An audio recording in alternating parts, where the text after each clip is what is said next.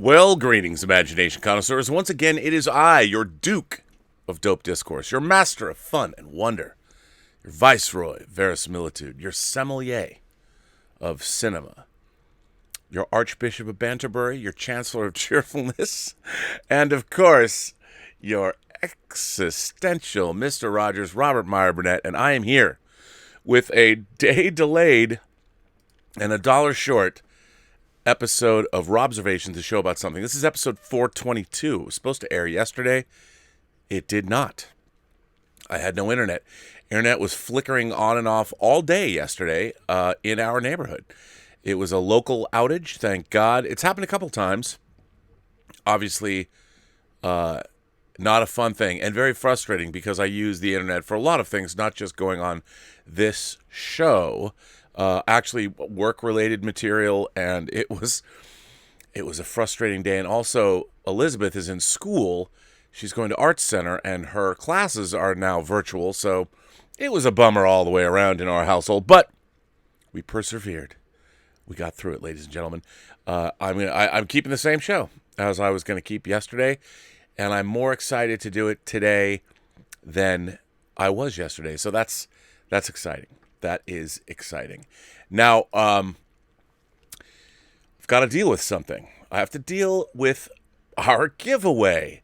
The giveaway for the JBL Bar 9.1, the Dolby Atmos soundbar that Connie from the Experiential Engagement Department from Harman International, which oversees JBL, a subsidiary of Samsung, generously allowed us to give away a JBL Bar 9.1 soundbar that is going to be available to the general public on May 31st. And I have it on good authority that it is close to selling out. At least the first run is close to selling out. Well, we tried to contact our winner. No response. Tried over and over again. Finally said, look, if you don't want it and you don't want to call us back, we are going to give it away to somebody else. And ladies and gentlemen, that is exactly what we did. And we gave it away. And the new winner is Terry Cretion, Chretien. Terry Cretion. We gave the previous winner plenty of time to claim the prize, but we didn't receive anything back, so we moved on. So congratulations to Terry. Terry has been contacted. Terry responded.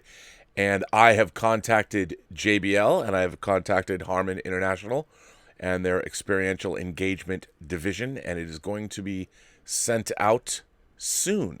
So congratulations, and congratulations to everybody that entered the contest. How cool was that? Hopefully we will be able to hook things up and give more stuff from JBL away, because that, my friends, was a great giveaway. So there you go. Now, before I start in on the topic at hand, I wanted to talk about this article that appeared on StarTrek.com.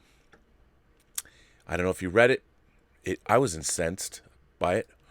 Yes, I still read StarTrek.com. I'm still a huge Star Trek fan, in case anyone doubted that. But this article really caught my eye. And it's by Ruth Terry, who apparently had never written anything for StarTrek.com before. This article is called The Humbling of Captain Picard. Star Trek has always dealt in stories about interspecies and cross-cultural interactions, and the way each franchise tells these stories is a commentary on the era that produced them. Star Trek Picard is no exception. In 2020, representation and inclusion have just as much, if not more, importance than diversity. Claiming to be an ally to marginalized people without acknowledging your own privilege feels hollow. Picard's ensemble of writers and actors lean into all of this. Even Number One the dog represents a marginalized community, serving up a multi-layered narrative that explores how power and privilege play out in relationships with people who are different. One of the reasons why they chose the synthetic storyline is because it's about othering, theorizes Dr. Thomas Parham III, an African-American communications professor and author of Hailing Frequencies Open, Communication in Star Trek The Next Generation. It's all about othering. I want to point out that I've been friends with Tom Parham for decades. He did get a PhD, and that is his PhD thesis about Star Trek The Next Generation. He's a great guy, and he teaches at Azusa Pacific College, and he's had me speak there on numerous occasions. While TNG positioned Captain Picard as an ally to marginalized groups, from Klingons to androids, Picard challenges him to check the privilege he's enjoyed through various series as an able-bodied male Earthling of elevated Starfleet rank. Here are 6 times Picard called Picard out during Season 1. Picard is finally getting old. While Picard is used to taking care of other people, his titular show finds the Admiral at 93 now needing other people to take care of him. He's in no position to save anybody, and in fact, his inability to do so results in Daj's untimely death. Despite this, Picard seems to view himself at least a little immortal. He embarks on a mission with a brain abnormality that could kill him. As Dr. Moritz Benioun warns, being agile and able-bodied is a privilege Picard is taken for granted. Being agile and able-bodied is a privilege.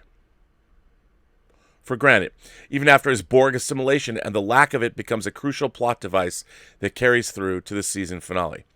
Picard is no longer relevant. Not being relevant is the ultimate slap in the face for high-profile people used to calling the shots. Is it? Picard is visibly bothered when his Starfleet receptionist asks for his name when he arrives for his meeting with Admiral Clancy. She, too, takes him down a peg, calling out his sheer fucking hubris for even showing up with a request for reassignment, calling his Tal Shiar conspiracy theory the delusions of a once great man desperate to matter. Ironically, Picard seems to have thought that asking for temporary reinstatement, a skeleton crew and a low-class ship was an act of humility. In a way, though, Picard's irrelevance works out in his favor, since his eventual crew only really identifies with his mission when it becomes clear that it's a lost cause. His resignation wrecked his relationships. For Raffi and Elnor, Picard's resignation had far more dire consequences than irrelevance. When Picard finally does try and reconnect with them, they're not having it, and with good reason. While he's been riding out his post-resignation massive pity party and shame spiral in luxurious Chateau Picard, Raffi's been sinking into the depths of humiliation, rage, and substance abuse, something she already struggled with. She doesn't mince words when JL shows up asking for help. I'd show you around my estate, but it's more of a hovel, and that would be humiliating, she tells him bitterly. Elnor, on the other hand, clocks Picard for his broken promises. The ultimate sight, considering the value system of absolute candor that the warrior women of the Qowat Milat instilled him with. He angrily confronts Picard for remembering his existence only when you have use for me, now that I have value to you. Fortunately for Picard, they do eventually both come around, a testament to their forgiveness and resilience. And he just keeps messing up. If Picard materialized on the Vashti, bedecked in classic colonizer garb, isn't a harbinger of poor choices and broken promises to come, I don't know what is. Classic colonizer garb. In absolute candor, we see the big picture fallout of Picard's resignation. Millions of Romulans without a Federation advocate, and the Qowat Milat without access to vital resources. Still, on a return trip 14 years in the making, Saint Picard is back with peak privilege, stomping into a Romulans-only bar and demanding service. Like misguided international aid groups of the late 20th century Earth, Picard and the Federation were guilty of having no understanding of the ingenuity, resolve, and self-sufficiency of the people they were trying to save, says former Senator Tenguim Andreev, and then they forgot about them completely. Confronted with this reality, Picard employs the weak defense that people in power use when they royally mess up. Of course, he never intended for this to happen. It's not until the situation escalates and Elnor decapitates Andreev in front of him that he finally publicly admits that he and the Federation failed. But he's still organic. As Season 1 concludes, it becomes clear that the ultimate reckoning will be with the arrogance of the folks at the top of the universal hierarchy. Organics? Despite the fact that the admonition literally breaks organics' brains, they never consider the message might not actually be for them, but for synthetics. The notion that a synthetic super race might exist isn't in their wildest imaginings. With that in mind, Sutra's concern that organics will always threaten synthetic life is completely valid. Banning synthetics was just a way of exterminating us in advance, she says, in Et in Arcadia Ego Part 1. This may not justify Sutra's bad choices, but it's certainly a viewpoint Picard should have considered before making more promises. His friends make him a better person. Still, Picard has one privilege we can't find fault with. Good friends who call him out when he misses the mark. Are good friends a privilege? On the Starship Enterprise, the task fell to Guinan. On Picard, it's everyone's job, though I sincerely hope that Guinan will reprise her role. Of course, it's important to Jean-Luc Picard. It must be important to the whole galaxy, says Laris early in the season. Later, in Nepenthe, Riker calls out the classic Picard arrogance. And in the same episode, when Picard meets Soji's very reasonable lack of trust with a sarcastic lack of empathy, and she pushes him, I nearly cheered when Troy told him he had it coming. The author nearly cheered? The fact that Picard's friends do this at all speaks to the positive character traits Picard embodied on Next Generation, most notably an ability to consider other viewpoints and a willingness to grow. They know him as a mentor. They know him as a friend, explains Parham, who explores the bridge crew's communication dynamics in his book. They still call him out. Why? Because your friends are the ones who can tell you when you're effing up. And as the finale reveals, they can even save you from yourself.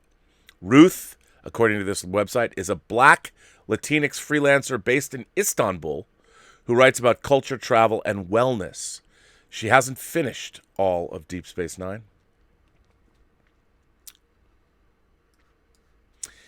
You know, I like people's work. I like listening to other people's stories. But I find it strange to read articles like this.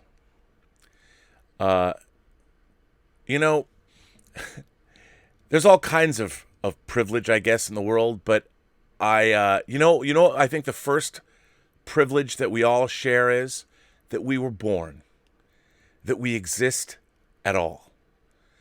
It's an incredible thing that our planet happened to be the perfect distance from the sun that allowed life to evolve. And over the billions of years that it took for us to get here, and the relatively short time, say 100,000 years, that humanity was able to pull itself up from the muck and survive and get to this point, the best time in all of human history, really, in terms of people living longer and all of that. It is a privilege to be alive. That's the first privilege, to be here at all. This idea that once we're here, like, we're supposed to apologize for our existence or whatever, it's a very strange thing. Because in the natural order of things, you know, if I was, say, hanging around, if I was in a game preserve in Africa, nothing I did would save me from a hungry lion. And this article, I read this article, and remember, StarTrek.com, somebody there got this article and published this, which is basically an entire takedown of the character of Captain Picard. And I read this and I just thought, the Star Trek website has basically just eviscerated the character of Captain Picard. I mean, somebody wrote this and talked about Picard's privilege and basically why he's an old, entitled asshole. And I just thought, this is peak 21st century, the world today. And I find it fascinating that this is what they chose to publish. I mean, I talk about what I don't like about Picard in terms of the storytelling and in terms of, you know, everything that I thought was a shortcoming of the series. I never once thought that Captain Picard needed to check his privilege at the door.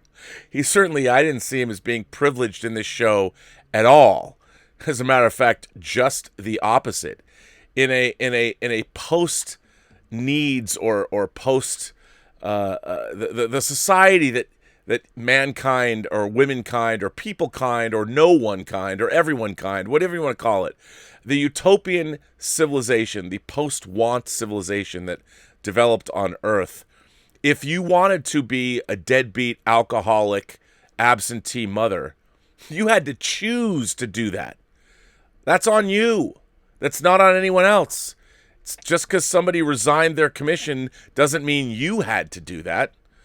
But anyway, I won't get in and make this some kind of an analysis about everything this article says. I just wanted to share it because we have, you know what the ultimate privilege to me is? The fact that you can write articles about a fictional character like Jean-Luc Picard's privilege and that StarTrek.com would publish it. To me, that's the highest form. People who are complaining about privilege, in my mind, especially the privilege that a fictional character has, that is the ultimate example of what a privileged society we all live in. So, I'll leave this up to you. I'm going to put this article, if you haven't seen it already, I would be very curious to hear what everybody has to say about it. It's amazing. We just celebrated recently the 75th anniversary of D-Day. I wonder what Europeans would have thought about the idea of privilege if they lived through World War II.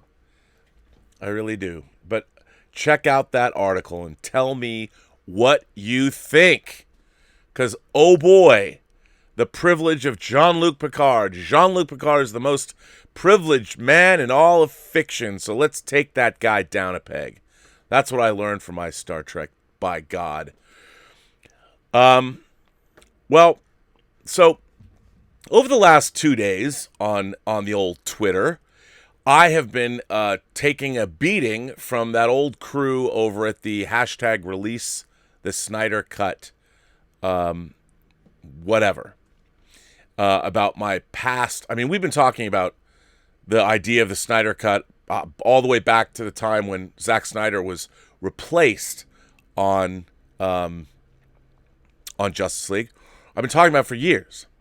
And at first, the idea of a Snyder cut didn't even exist. That came a little later. But to recap, when Batman v Superman came out, even though it made almost $900 million, it was considered a disappointment. The powers that be at Warner Brothers thought it was going to be a $1 billion-plus movie because they were looking across the street at Disney's wild success with the Avengers films and with the MCU, and they thought that they could emulate that success without putting the time that the MCU put in. After Christopher Nolan finished his Dark Knight trilogy, he came on board as a producer and was going to work with Zack Snyder, who had had great success for the studio with 300 and then some success with Watchmen. So they were teaming up. Zack Snyder was going to do Man of Steel, which I liked very much. And I've been a staunch supporter of Man of Steel. I've said I really liked it because I thought it was an interesting science fiction first contact take on the Superman mythology, and it was set firmly in what it would be like, at least the filmmakers tried to make it. If Superman came to Earth today and was in our world, what would that be like? What would that look like? There was no rose-colored glasses about Superman not killing. I don't know where that even comes from. And in that film, of course, Superman, after having just discovered his own Kryptonian heritage and learning he could fly and learning he had powers, because there was no Superboy in this world, he ends up having to fend off an extinction event from his own people, his own Kryptonian people, that threaten every person on the planet Earth. And Superman prevails, saves the planet. Billions of people owe their lives to Superman. The Kryptonians would have scoured they would have scoured the planet of human beings. They said that. So Superman, of course, got rid of those Kryptonians and killed Zod with his bare hands. A lot of people objected to that. I don't understand why. In the context of the movie, someone said to me, someone even wrote a letter, I'll get to it later, why did you put him in the Earth's core? Like, what would that do? This idea was how do you dispose of such a threat? But anyway, I like the movie quite a bit, but it made $600+ million, and certainly not a failure, but not the kind of success they'd hoped for. It's Superman, after all. They want more money, especially after coming on the heels of the Christopher Nolan Batman films, where the last two were incredibly successful. They were hoping to get at least those kinds of numbers. After all, you're dealing with Superman. So then Batman v Superman came out. Wonder Woman, Batman, Superman. Of course it's $1 billion, right? Well, based on Zack Snyder's film, which everybody apparently liked, they did make him cut the movie down quite a bit. Conventional wisdom is, we have to have a shorter film. And I think Batman v Superman Dawn of Justice, while I wasn't a big fan of the theatrical cut, but I very much like the Ultimate Edition a lot better. It's a lot more fleshed out. It makes a lot more sense. They should have released that. But Warner Brothers executives panicked. The team that was running Warner Brothers, led by Kevin Tsujihara, did not know how to compete. So there were two very high-profile films that suffered in the wake of both Man of Steel and Batman v Superman Dawn of Justice, and they were Zack Snyder's Justice League and David Ayer's Suicide Squad. Because suddenly everybody was in panic mode, David Ayer's Suicide Squad was basically taken away from director David Ayers, and it was recut, the studio got involved, and in my mind it turned out to be a huge mess. But luckily, the version of Suicide Squad did make some decent money, more money than they even thought it was going to make. As a matter of fact, I believe it made more money. It might have made more money than even Justice League. But, so what happened was, with Zack Snyder's approach, the studio got scared. The studio got scared. They got scared of what Zack Snyder was doing.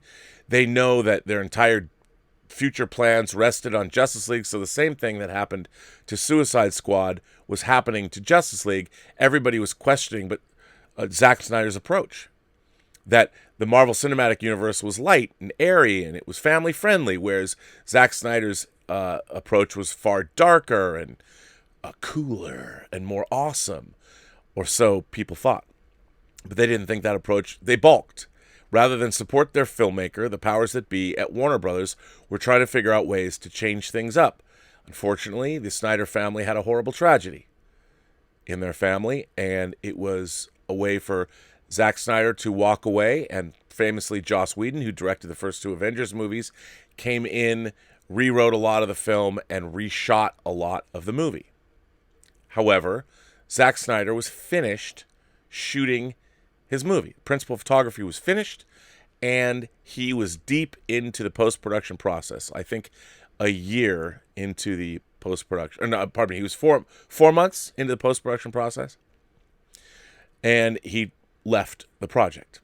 But his vision of the movie was complete. It was shot. The movie wasn't done, but it was shot. So since then, what we saw come out was a studio-mandated bastardization of what Zack Snyder intended that was, quite frankly, a hot mess. Justice League is a really messy, very unsatisfying movie on every level, and it was not well reviewed, and it didn't make a lot of money. It was made in the $600 million range as well.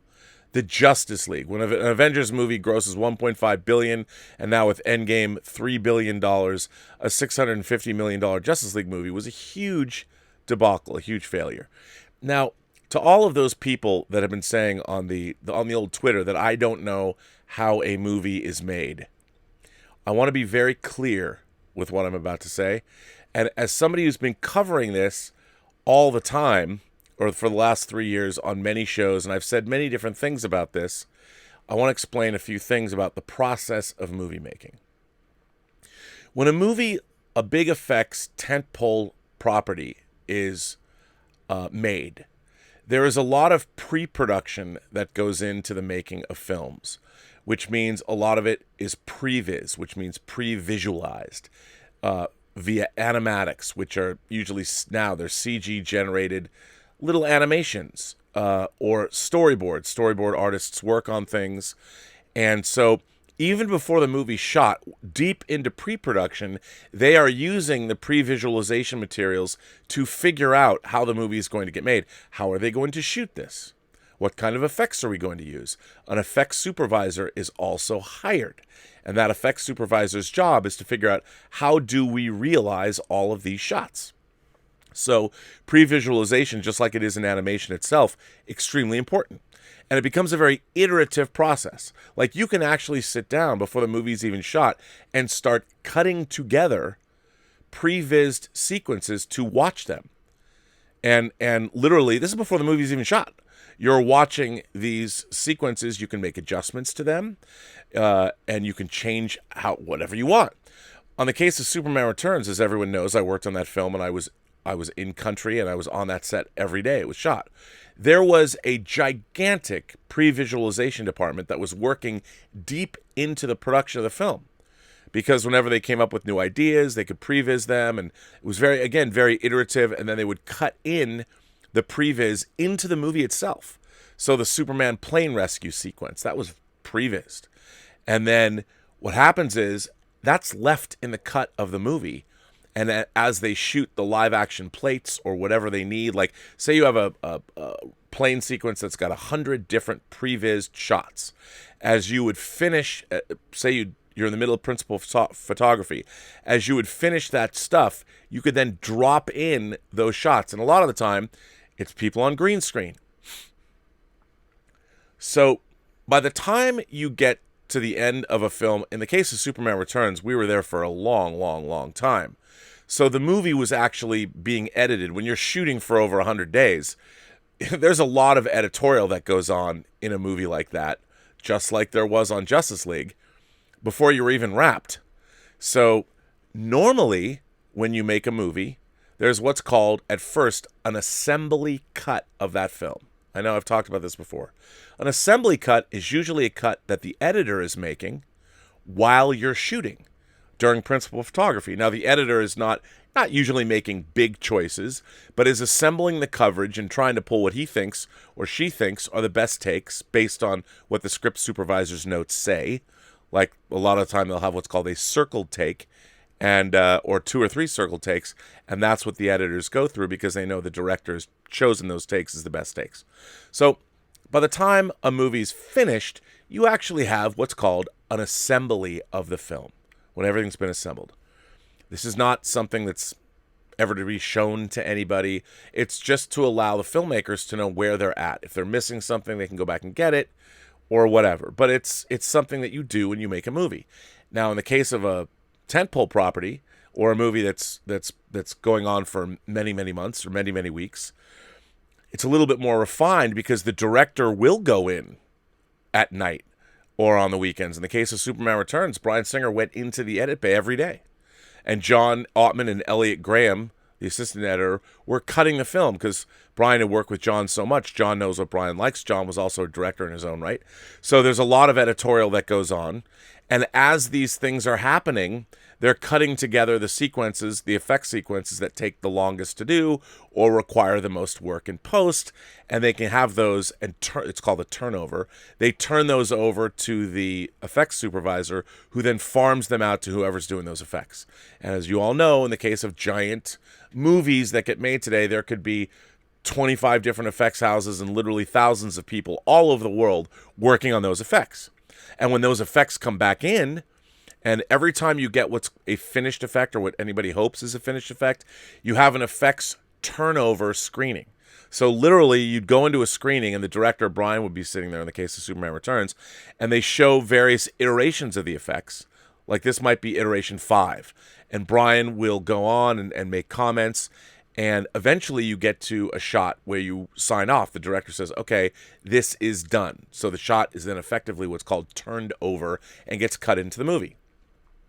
Well, now with all the green screen and the set extensions, sometimes you're talking about thousands of shots that need to be turned over. Thousands. And this process, depending on how many shots there are, I mean, Superman Returns was, keep in mind, an editor starts working in earnest on a non-effects heavy movie on day 2, because they don't have anything from day one on day one. Nothing's been shot, so they're not working. But on a movie like Superman Returns, you can bring an editor on before principal photography because they start organizing all of this pre-visualization material, putting it together so you can look at it. Where are we at? What do we need? It's very, very helpful to have as much pre-planning as you want when you shoot, or as you can get when you shoot a movie. So back to Justice League. Zack Snyder shot the whole movie, and he does a lot of pre-visualization. So Justice League, I'm sure, Zack Snyder began directing this movie before he even got to the set. He was doing it through previs, through storyboards, through all those kinds of tools that you now have. And so you start early on. So by the time on a movie like Justice League that you get to the end of the film, the end of principal photography, you don't just have an assembly of footage. You've been working on the movie. Now, the DGA, the Directors Guild of America, I think it's 10 weeks. A director working for a studio has 10 weeks to deliver a cut of the movie for the studio to actually watch before they can weigh in with any of their notes. So they were apparently 4 months into the editorial on Justice League after they had wrapped. So there was a massive amount of post-production work done on Justice League. But on a movie like that, depending on whether it's a push schedule or not, these movies usually take about a year.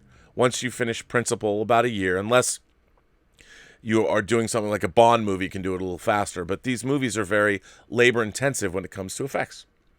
So when Zack Snyder left the project, there was, according to the Hollywood Reporter article, which is accurate, and if you want to look around the internet and spend the last 3 years scouring whatever, but I'm just going to go by what the Hollywood Reporter officially reported, since it was something that all parties involved must have signed off on. Zack Snyder's preferred cut was 4 hours long, maybe 4 hours plus, but 4 hours long. Big epic movie. And then the studio obviously mandated that we're not going to release a 4-hour movie.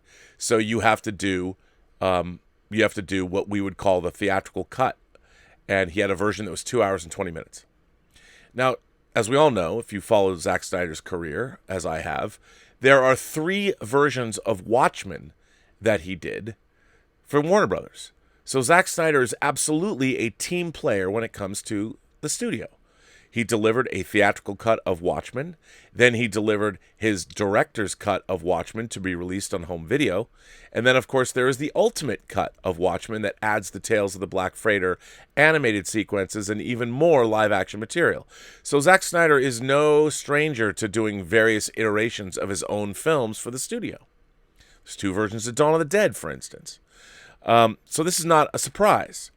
So the idea that he could have released a 4-hour version on home video and released a 2-hour and 20-minute cut of Justice League in the theaters is not unusual, especially for him.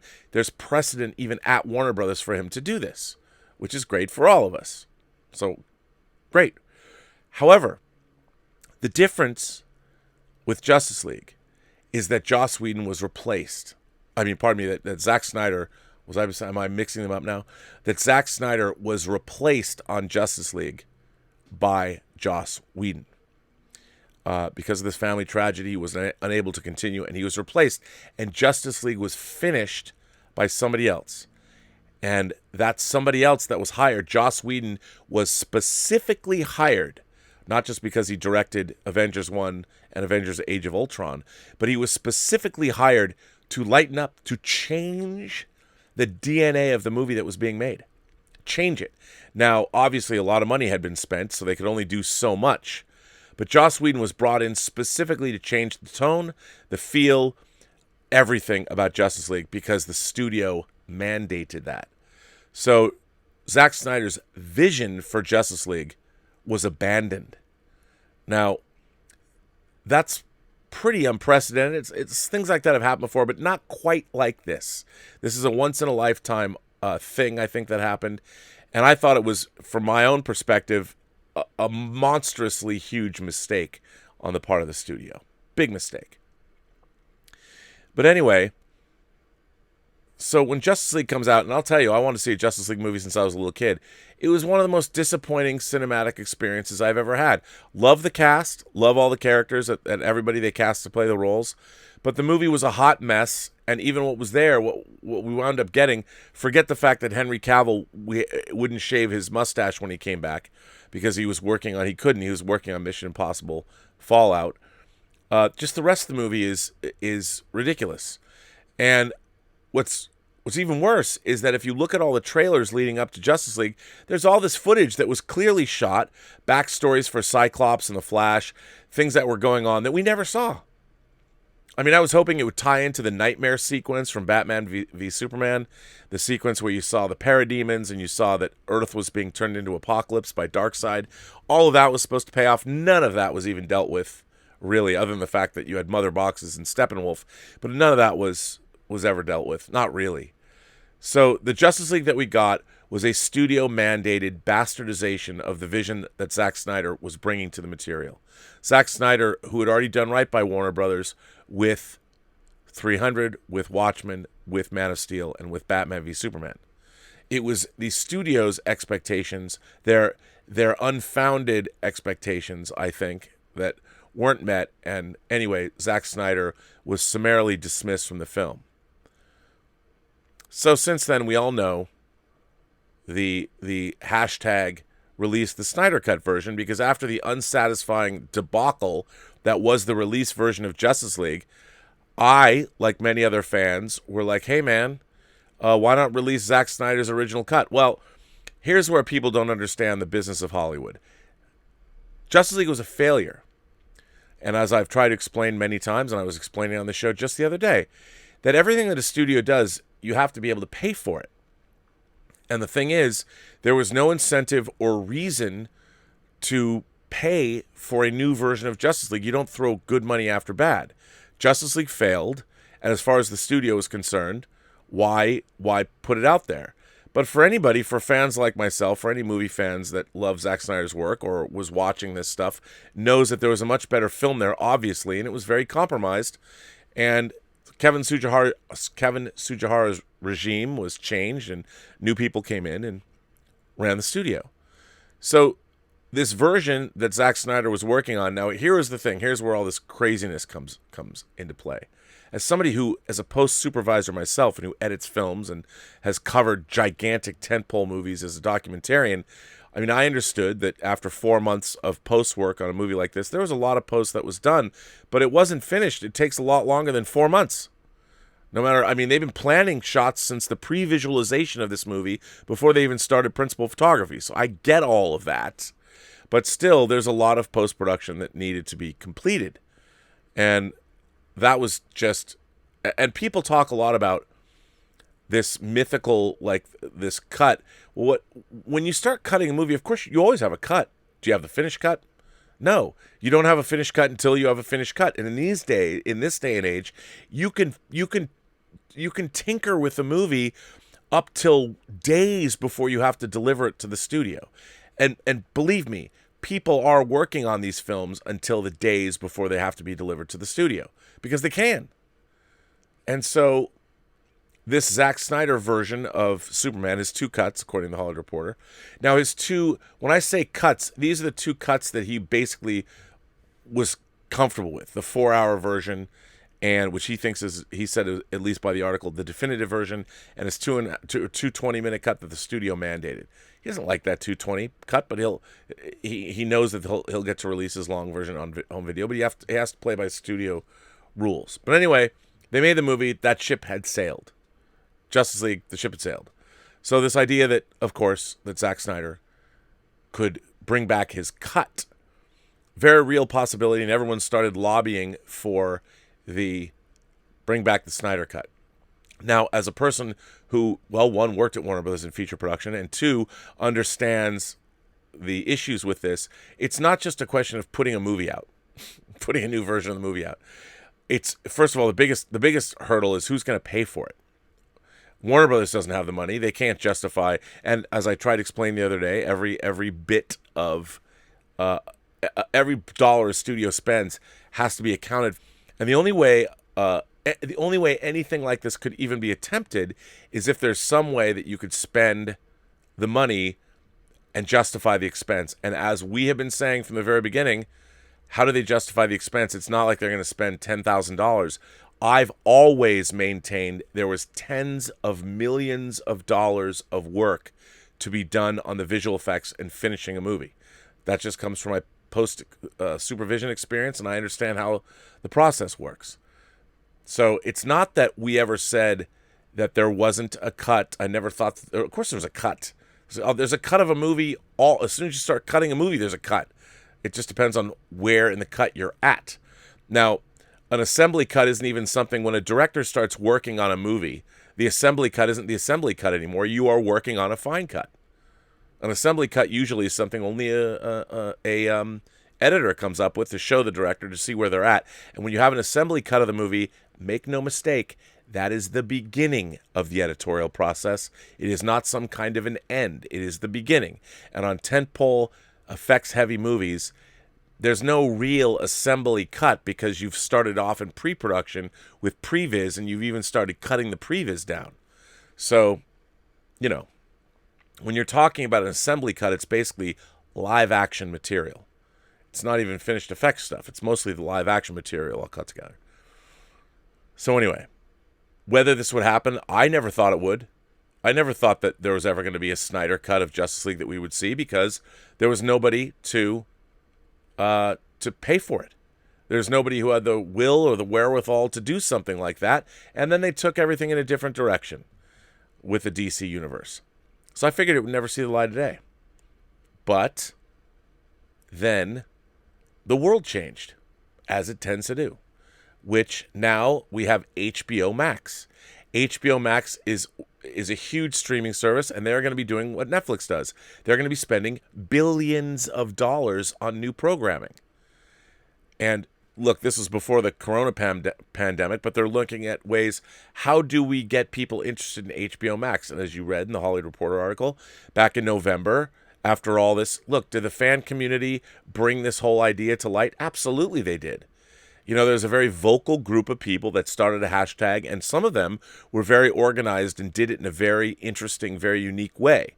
The things they did at Comic-Con, putting up billboards and hiring planes and all that stuff was very, very well done. Very well done, and everybody should pat themselves on the back. But still, there is the business aspects of this. Not only who's going to pay for it, but what are the guild rules surrounding this movie? How do you pay people? I mean, these are things that fans don't want to think about. Like somebody will just, oh, they'll work it out. No, they don't work it out. When you hire people, according to SAG rules, even if they come back and they do ADR sessions, they have to be paid. Unless they've been stipulated they have to do ADR, I don't know, for a certain amount of time. You have to pay people to do everything. And also, what's the copyright on the movie? Who owns it? I mean, there's all very different, and when I say own, movies are all made under an LLC. They're all their own separate business. It's hard to get into, but then the LLC is purchased. To do a new cut of Justice League, they've already registered the copyrights and all that. A new version of the movie is an entirely new version of the movie. How does that work? How does anybody get paid? What is the first AD, the DGA? What is the DGA going to pay Zack Snyder? He's already been paid for Justice League, so does he get paid again? How does this movie exist as an entity? How do you tax this film when it starts making revenue? There's all kinds of interesting questions that are above my pay grade, and I know nothing about them, but they're there, and they have to be solved. So with HBO Max coming in, this is in my mind, it was a win-win for everybody.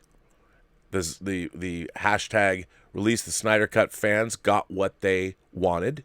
Zack Snyder gets a chance to redeem the whole project because his name is on that movie and it wasn't his fault. The Justice League that was released still has Zack Snyder's name on it as director.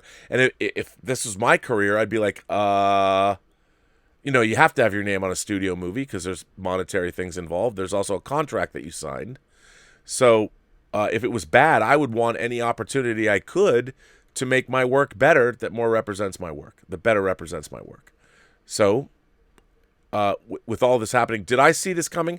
No, because until the idea of an HBO Max, there was no way a studio was ever going to pay for this. Now, from the beginning, when HBO Max came about and that idea came about, we've discussed the possibility that they could come in, step in, and pay for this. And that's exactly what happened. A new entity arose, HBO Max, that had a reason to come in and pay for this. Now, we are seeing things like this happening.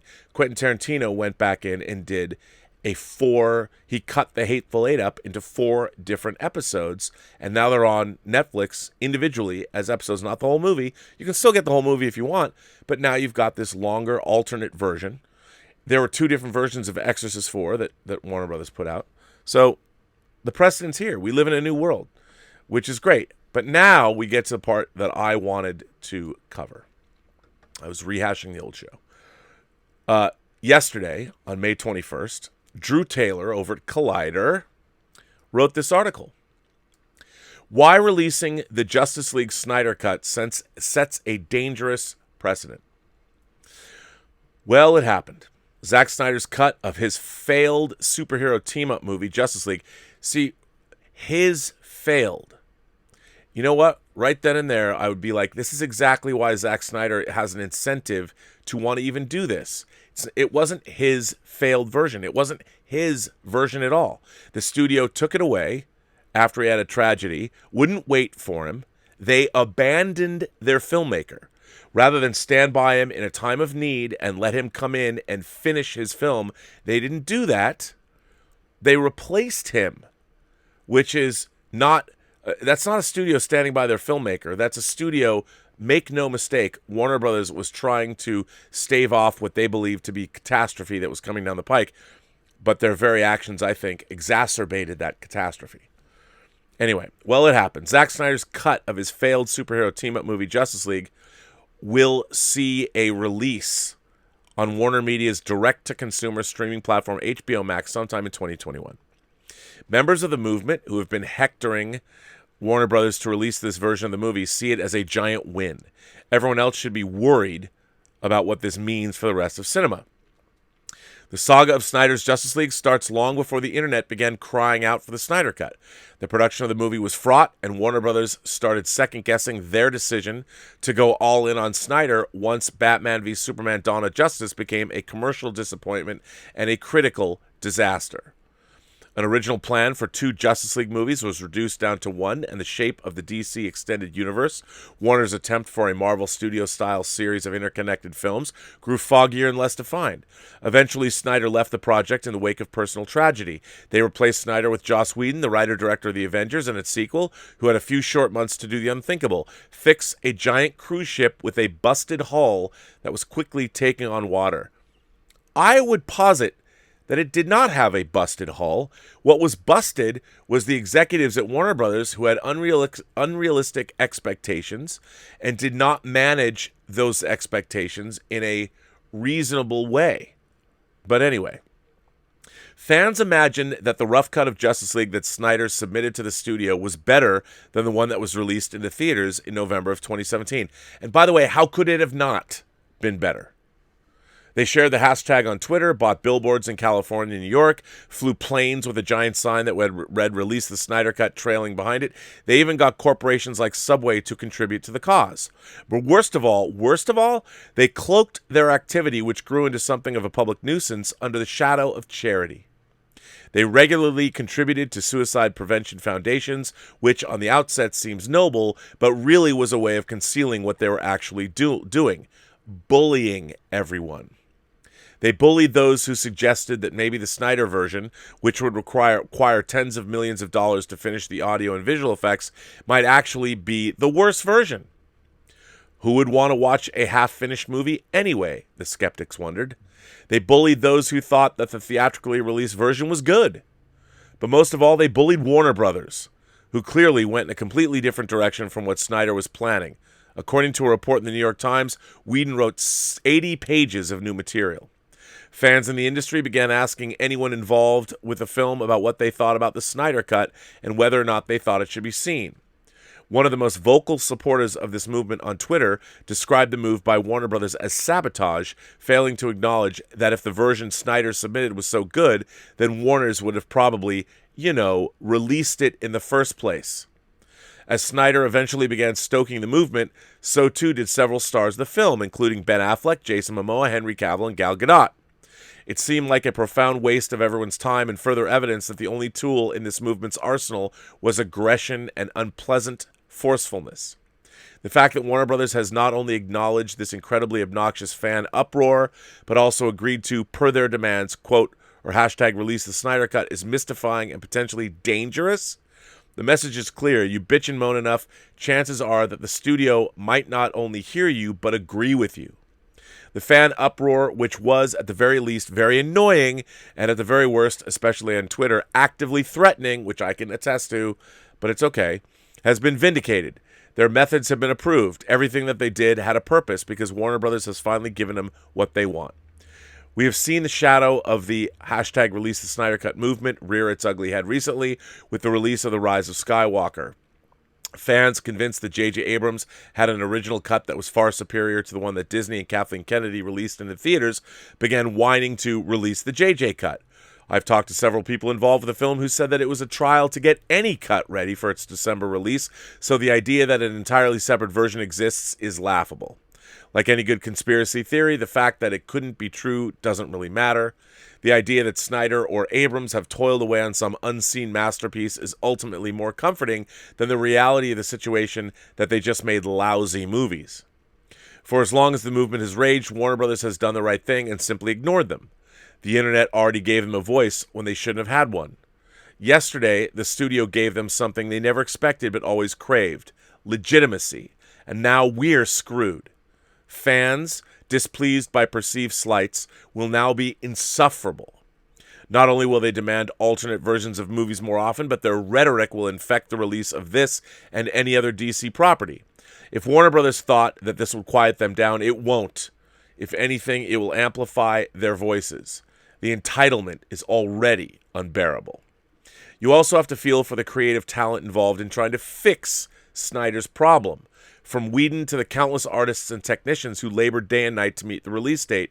It also won't be fun for Matt Reeves, director of the forthcoming Batman, to be asked questions about this version of the character while he's working to establish his own take on the material.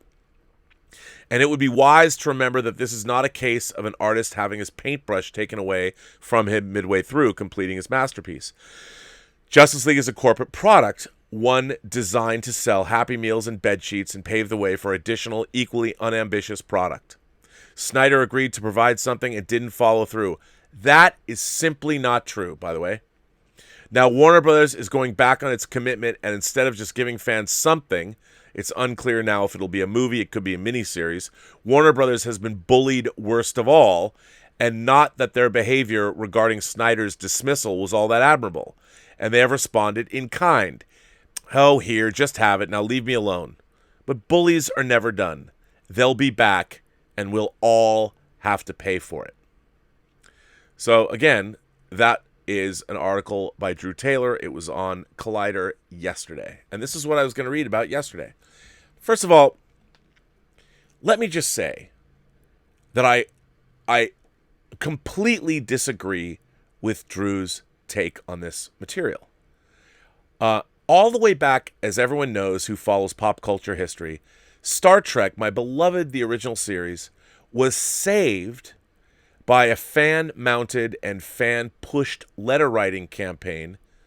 So the season 3 for the 68-69 season could see the light of day. Now, a lot of people would say, well, look what happened with that.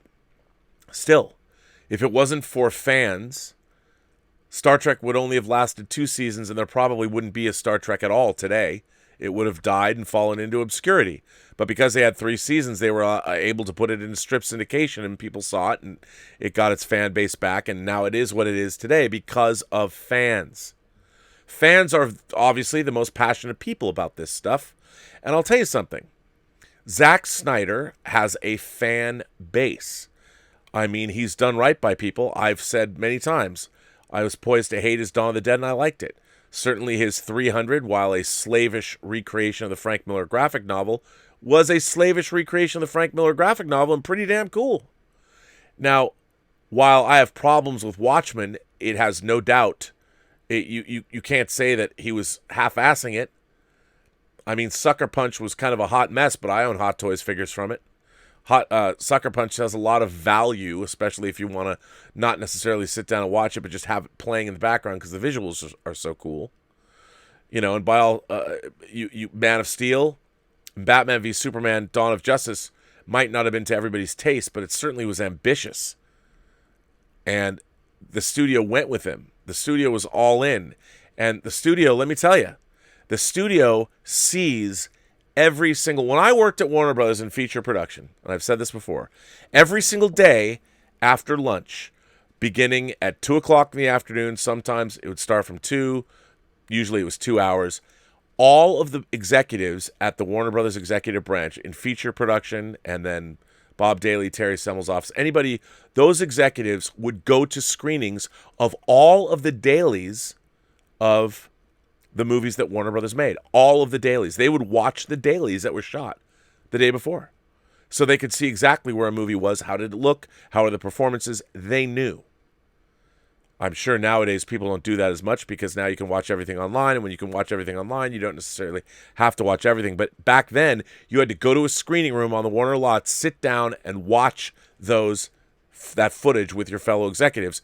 So there was no excuse to not know what kind of a movie anybody was making. Everybody knew. Everybody knew. So this idea that, oh, they thought they had a monster hit on their hands with Batman v Superman, and indeed, Batman v Superman made almost $900 million, but they just figured, the executives figured, no, this is going to make, we've done research, it's going to make billions of dollars. Well, remember, the version of Batman v Superman that was released is not nearly, it's just not that great. But the Ultimate Edition of it is way better.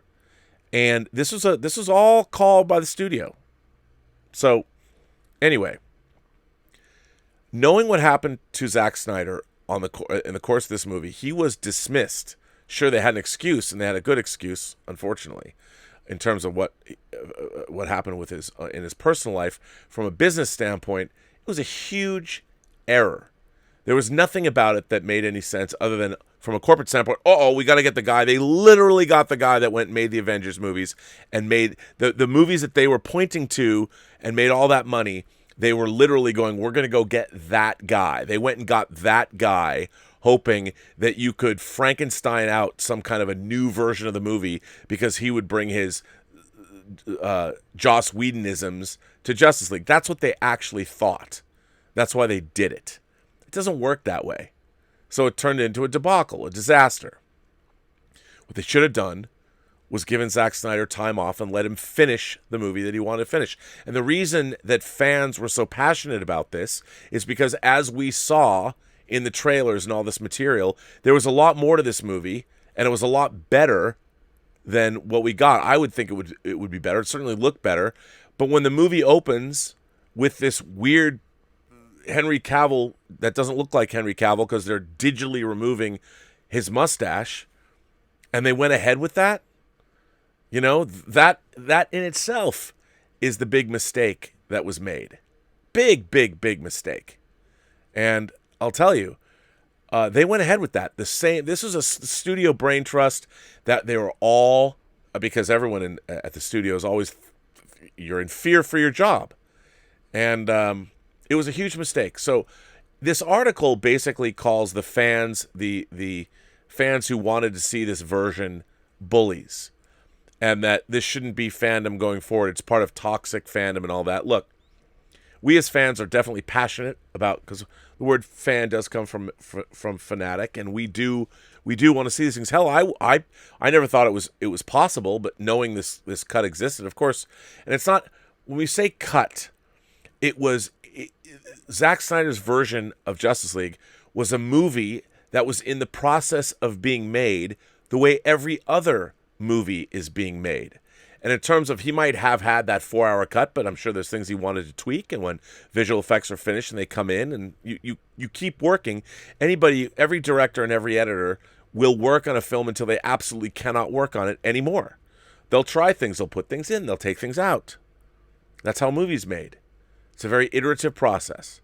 And if you've got more time, you will take the time. The only reason you stop is because on a tentpole movie like Justice League, it costs so much damn money that they have to get it out to start paying those that borrowed money back. So after the kind of family tragedy that Zack Snyder suffered, the studio probably didn't have as much time as he might have needed to wait, because they had already thought about a release date, and they have to start paying back those interest payments. But for fans, once the movie had come out, if you've got the film there, and you could release according to people that don't understand how the business of Hollywood works, what's the harm? After all, Warner Brothers did release 2 versions of Exorcist 4, Paul Schrader's version and Rennie Harlin's version. I mean, come on, they did that. What's the problem? Well, the real problem was, and the real reason why it couldn't have happened is because there's no way to pay for it. The studio had no way to pay for it. They're certainly not going to release a movie into the theaters. They're not going to... Justice League, if the first Justice League had made $2 billion, I'm sure they would have done that. They would have made it. No one would have cared, but it didn't. It was a loss for the studio. So how are you going to justify to your shareholders that you're going to go follow a loss and spend tens of millions of dollars? But what changed is HBO Max. So the situation changed. But here's the thing. Fans are always going to be insufferable to argue about what's good and what's bad. But in the case of this film, it is a very unique case.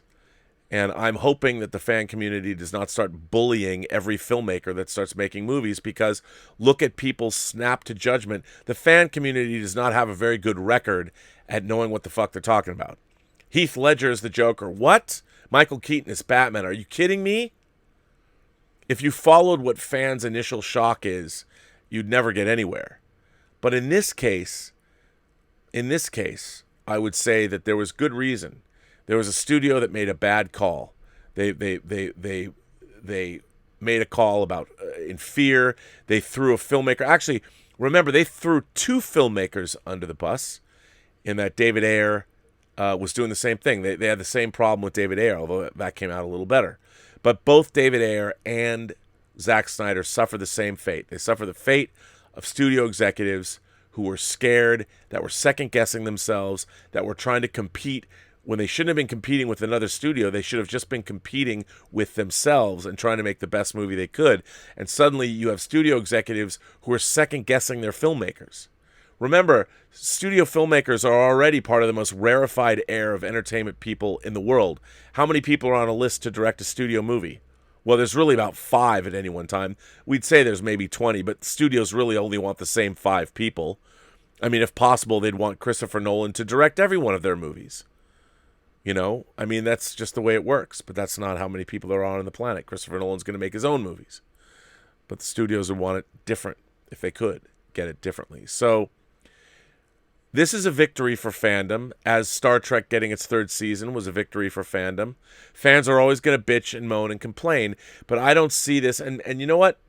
Over the last couple of days, people are trying to tell me that I don't know anything about how movies are made, which is these are fans of the Snyder Cut. They're going, why don't you admit you were wrong? Listen, admit I was wrong about what? That we were never going to see the Snyder Cut? It's not like we were saying, I've never said we were not going to see it.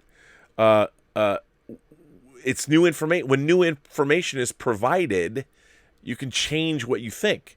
And we've been saying for a long time, and we've often said on the John Campea show over the last, since HBO Max was announced, we've pondered that maybe they could do something there. And as we've seen, Netflix and Quentin Tarantino doing the cut of Hateful Eight. Things change, and you can't, like, if you make a statement 3 years ago and say this is not going to happen, 3 years ago it wasn't going to happen, but things change, and it's a big win for everybody, and it's great that we're going to see this. I really want to see it. Justice League was one of the most disappointing things I've ever seen in my entire life. I was crushed when I saw it. I did buy all the Hot Toys figures though, because they're great, and I think this is a great thing, but I think it's also a great thing for fandom. And until Zack Snyder makes something that they're disappointed in or whatever, or this comes out, do I think this Justice League movie is going to be the end-all, be-all? No, but that's not the point. What I like seeing is that we have a filmmaker, a clearly talented and gifted filmmaker, being able to fully realize his vision of what he was trying to do in the first place. And if I were to venture a guess, I would say that now, with Zack Snyder's Justice League being completed the way Zack Snyder was going to complete it in the first place, we will wind up, especially with the Ultimate Edition of Batman v Superman, with an interesting trilogy of films. Man of Steel, Batman v Superman, Dawn of Justice, the Ultimate Cut, or the Ultimate Edition, and this 4-hour version of Justice League. I think that trilogy is going to stand up and be quite interesting, and everybody will be richer for it. Any fans of the movies or superheroes or whatever, and they're going to love it. And it might not be the best movie in the world, but I'll tell you, it's going to be better than what we got. Because what we got was something that was created out of fear and stupidity and mostly fear, and everybody worrying about whether they're going to lose their jobs or something. But lest we don't understand, so people have to get this, and I think it's very important that people understand this. Until there was an entity that was going to pay for this to happen, it never would have happened. No matter how much blathering goes on. At the end of the day, this isn't show friends. This isn't about artistic achievement. This is about money. And this, already, they have a promo out for Justice League, the Zack Snyder cut. HBO Max is a new entity. And this is a way to get a very high-profile prestige project that's going to get a lot of press. It already has got a lot of press. But it's got a lot of press, and it's good for everybody. It's good for everybody. It's good for Zack Snyder. It's good for the fans. It's good for HBO Max.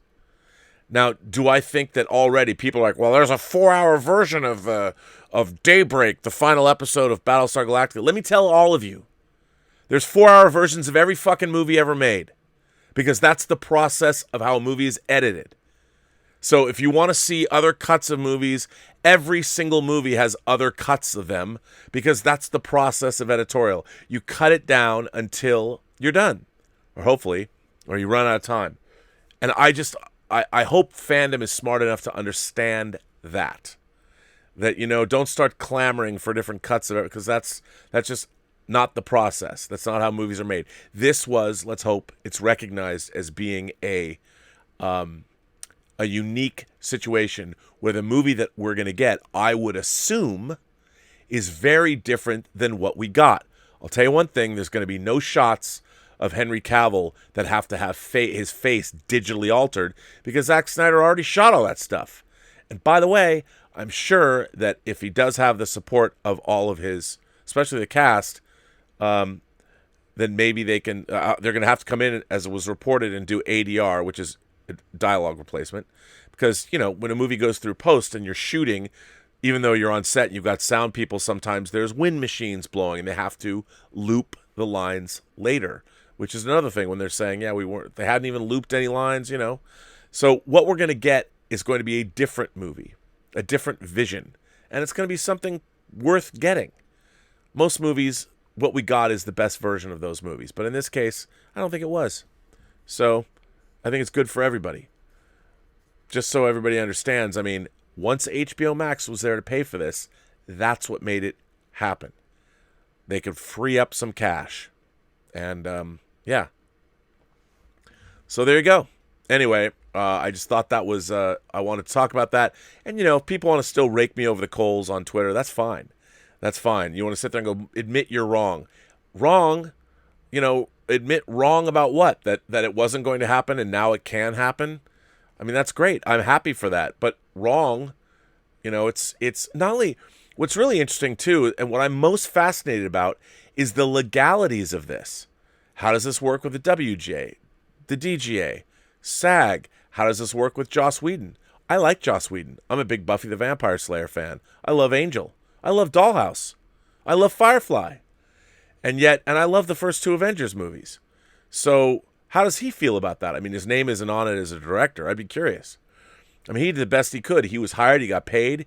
He tried to fix he was put in an untenable situation that he did good at. But, this is really interesting. I hope somebody is going to write a great article about all the legalities of doing this, because I'd be very curious.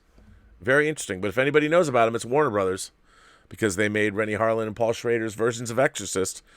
But, we'll see. I think we should take it as a win. As for fandom, look, we're always going to be screaming bloody murder either at one another or at the studios for something. I don't think that this is going to mean that all fans are going to turn into insufferable assholes. I don't. I think this is a win. I think this shows that there are people that are passionate about this stuff that accomplished a goal. They got together, they found some common ground, and they actually took action.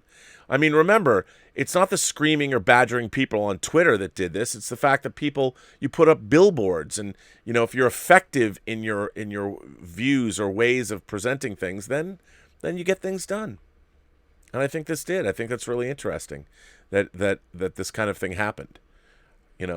And I think it's good for everybody. I think people should sit back and enjoy it. And I certainly am going to. And now this would be a good time, ladies and gentlemen, for me to plug my own work. The Hills Run Red, a movie, of course, that I produced that came out from, Warner Brothers in 2009, which never saw the light of a Blu-ray player because there wasn't a Blu-ray, is coming out on June 16th from Shout Factory or Scream Factory. The fact that Scream Factory put this out, our little movie that began as a little $350,000 movie that we took to Warner Brothers, and Joel Silver was our executive producer, director Dave Parker and I. This was our project, our baby, our brainchild. Well, it wasn't our brainchild, it was brought to us, but we certainly took it down the field. You can pre-order it now on Amazon, or you can go to the Shout Factory website at www.shoutfactory.com, and you can order it. It has 6.5 hours of special features, including the special features. Actually, it's got, I think 9 hours or something. But for those of you who think I don't know anything about movies, I've made movies, and here's one of them, and please pre-order the Blu-ray. You might hate the movie, but I promise you the special features are worth getting. Also, I want to point out that I will be, once again, moderating conversations at the Mainframe Comic-Con, which will be online on it's Mainframe Comic-Con 2.0, the weekend of May 30th through 31st. I've been told they haven't announced their guest list yet, but they've got some great guests. And I even got excited. I'm like, ooh, can I moderate a discussion with such and such? I can't say who it is, but pretty exciting. So look out for that. Now, as you all know, ladies and gentlemen, I have letters, and I'm kind of backed up. I'm kind of backed up with letters because I wasn't on. So I've got a few letters, and I would like to read these letters. To start with, Todd Jones is here. Todd Jones wrote a letter. Dear Rob and the Post-Geek Singularity, Rob, the 40th anniversary of The Empire Strikes Back has motivated me to break the seal and write a letter. Although I have followed you since your Collider days and was an early subscriber, I have only written to ask you about your imagined allegiance in the Legends of the Galactic Heroes cosmos.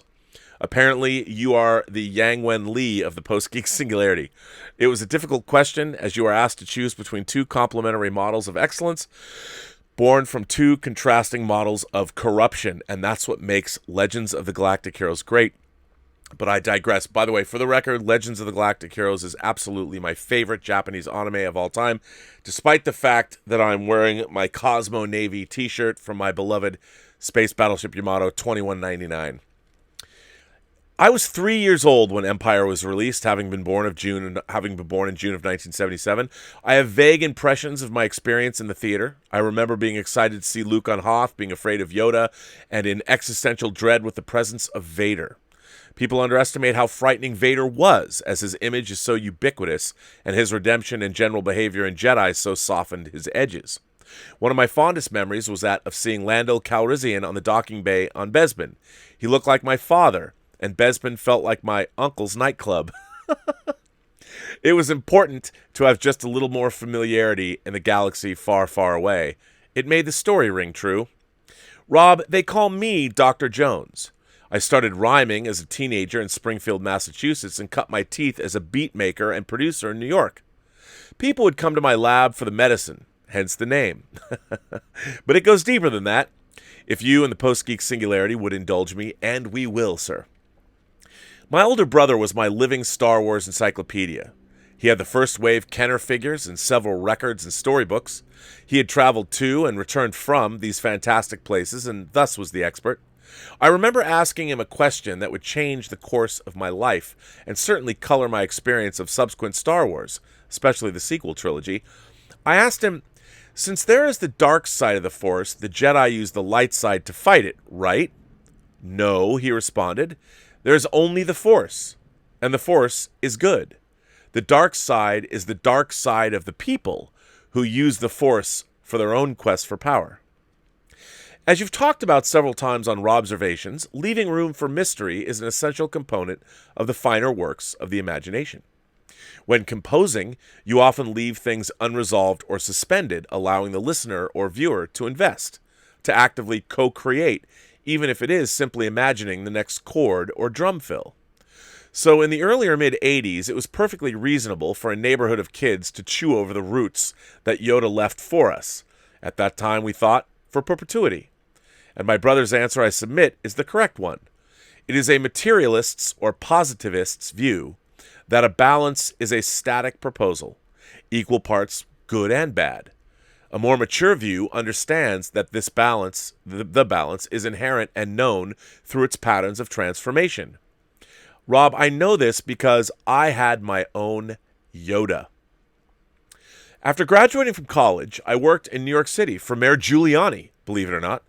I was part of the Community Response Unit, and I was involved in several events of the time, including 9/11. During my time there, I was introduced to a 98-year-old Shaolin master of martial arts. It was through him that I was formally introduced to the internal martial arts, meditation, and Chinese medicine. It was my study with him where I learned how these abstract concepts can be realized. While my time there was perfectly brief, but I continued on and now have a master's degree in Chinese medicine and work as an acupuncturist and herbalist. That's another reason they call me Dr. Jones. I wonder if you have time for love. While the Force is certainly an imaginative abstraction, it contains within it the call signs of principles that are as profound as they are misunderstood. I've always been willing to rid myself of any ideas that I discover are invalid, and I have sought truth and meaning since a very early age.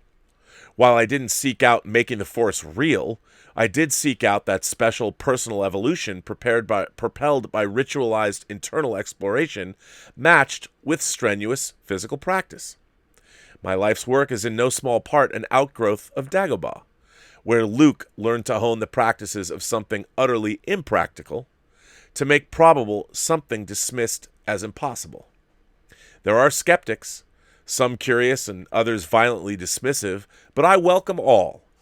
I try to manage my ship like the Robservatory, accepting challenges as a means for growth and offering fidelity to our highest convictions.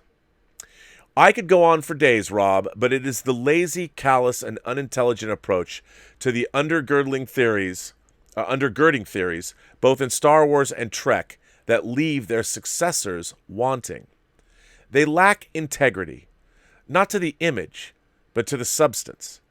And in both cases, the substance is not some naive desire for a good world, but a testament to the human capacity to make good on the promise of introspection, creativity, and purposeful action.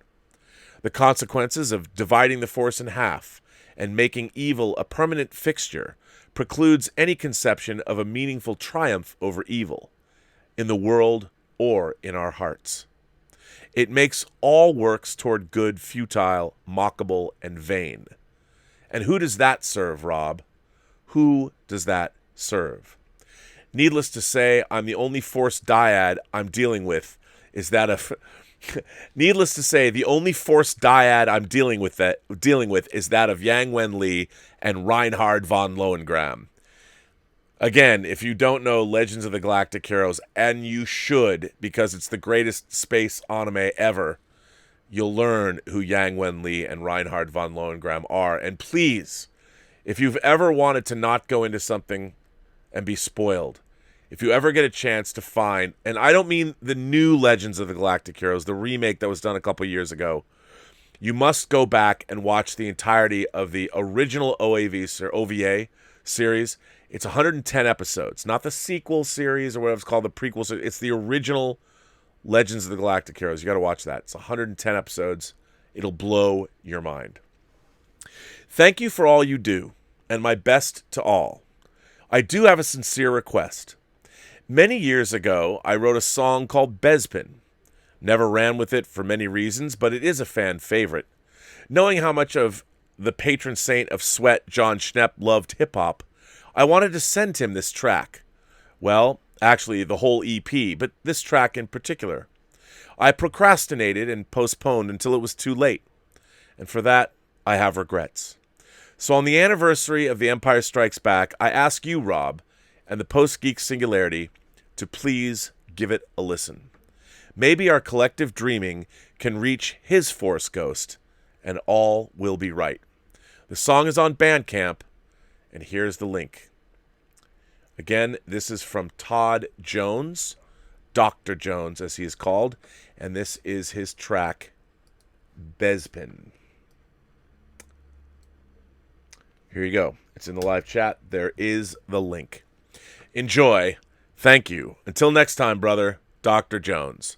Well, first of all, what a fantastic letter. It's letters like this. Not that I don't love getting all the letters you send me, because I do, but this is a pretty heavy letter, Todd, and I want to thank you for sharing, and I feel humbled and privileged that you would send it to the show.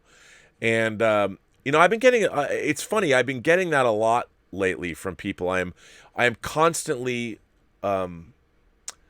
both delighted and humbled, and I just that people spend the time to write me these kinds of letters is amazing. And it if nothing else, it proves that the Post-Geek Singularity and this community that we've all built together is a pretty amazing community. And I thank you very much. I'm sorry I was not on yesterday to celebrate the actual 40th anniversary of, believe me, I was incredibly upset that I could not get on yesterday, and there was nothing I could do. Nothing I could do. We just didn't have internet. But I want to thank you for that, Dr. Jones. What a great letter. I can't wait to listen to the song. And you know what? John Schnepp would have loved that. If there was one thing John Schnepp absolutely always delighted in, it was the creativity of others. He loved other people's creative endeavors. Loved it. He loved seeing it. He was supportive of it. He just loved when people were making stuff. And he would have, I haven't heard your song, but I'm sure John loved all kinds of music. And I'm sure he probably would have loved that. Christopher McCullough is here. Christopher McCullough, who's also been writing some great letters lately. Here's another letter. Mr. Burnett, when trying to meet halfway with people on the prequels, I often say that while George had lost the plot a little with the overarching story, the people working on Star Wars are all still at the top of their game. From the chrome starships to the Art Deco city planet, the Old Republic is as pulpy as you'd expect. I've said that the only true sin the prequels committed was creating discontinuity with the original films. But as much as I want to gripe about the prequels, there's one thing they did actually makes the original trilogy better, and that's giving us a better understanding of the motivations of the Emperor, one that also adds to our understanding of the dark side of the Force. The same thing, character motivation, also developed into a major stumbling block for the sequel movies, but I'll also have some nice things to say about them too. The Empire of the original trilogy has a simple mission statement.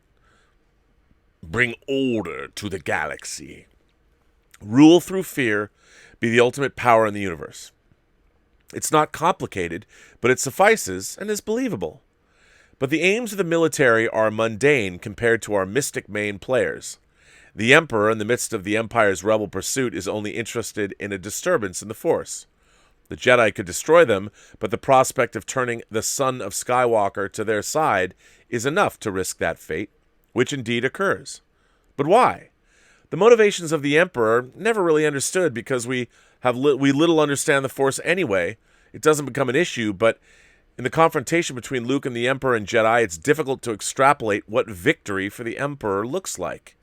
Is this all just so he gets a younger servant in Luke?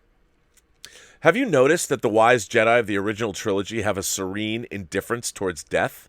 The Emperor and Vader, on the other hand, are decrepit and twisted, clinging to the material world. Perhaps you've heard the tragedy of Darth Plagueis the Wise? What had been inferable in the original trilogy is made clear. The balance that the light side of the Force represents is the cycle of life, and the shared esprit de corps of all living beings. The dark side is when selfish creatures subvert this balance and control life. Vader wants to stop people from dying, and Palpatine needs strong Force users to escape his own death, like we presume his master did. Fear fosters the dark side, while selflessness and hope are our positive inclinations. The common fate of the galaxy is struggling between these two opposing forces. While the Empire is ascendant, spreading fear, the dark side grows more powerful, bringing the Emperor closer to his goal. The cosmic conflict is reflected in the mundane.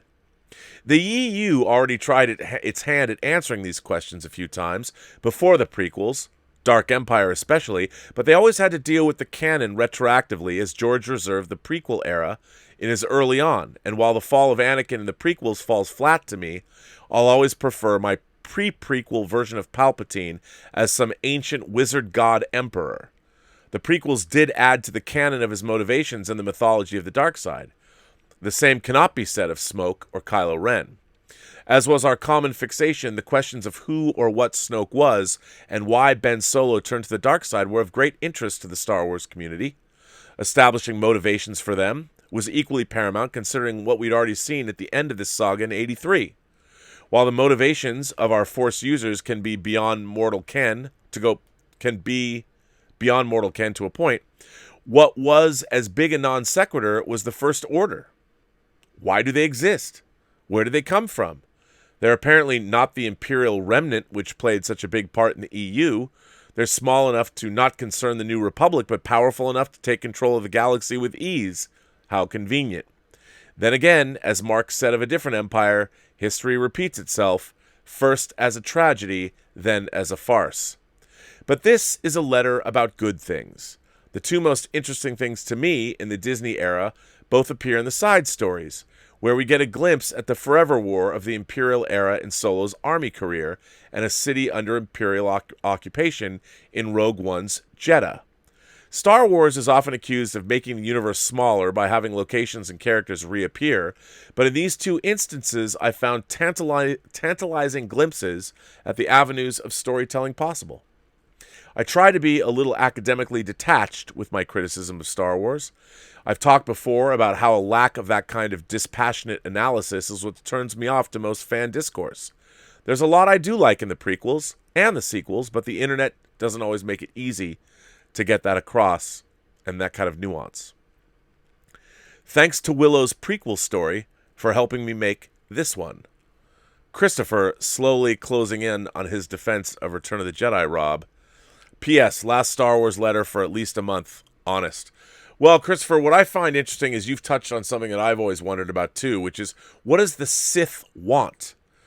You know, whenever I read a lot of horror, a lot of dark fantasy. I love my horror novels, and usually whether it's some Cthulhu-like demon or old one or even Satan himself, I'm always like, okay, well, if evil wins, what do you get out of it?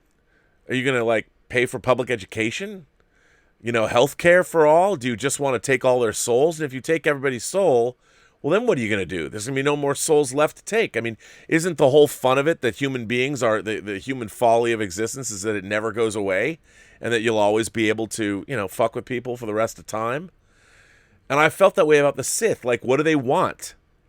Okay, you've taken over the galaxy. That apparently Palpatine, he propelled himself and he became emperor and he got what he wanted. Well, now what? What did he do from the time of Revenge of the Sith to the time of Return of the Jedi, when he was ultimately defeated? There's a lot of time there. What did he do? Did he reshape the galaxy? I mean, okay, he gave rise to the Empire, but what did he want? What was the Sith trying to do? They won. I mean, you just wander around in secret and meet with Darth Maul when you can, be like, at last it's time to reveal ourselves to the Jedi. What? Why? What are you going to do? There's two of you.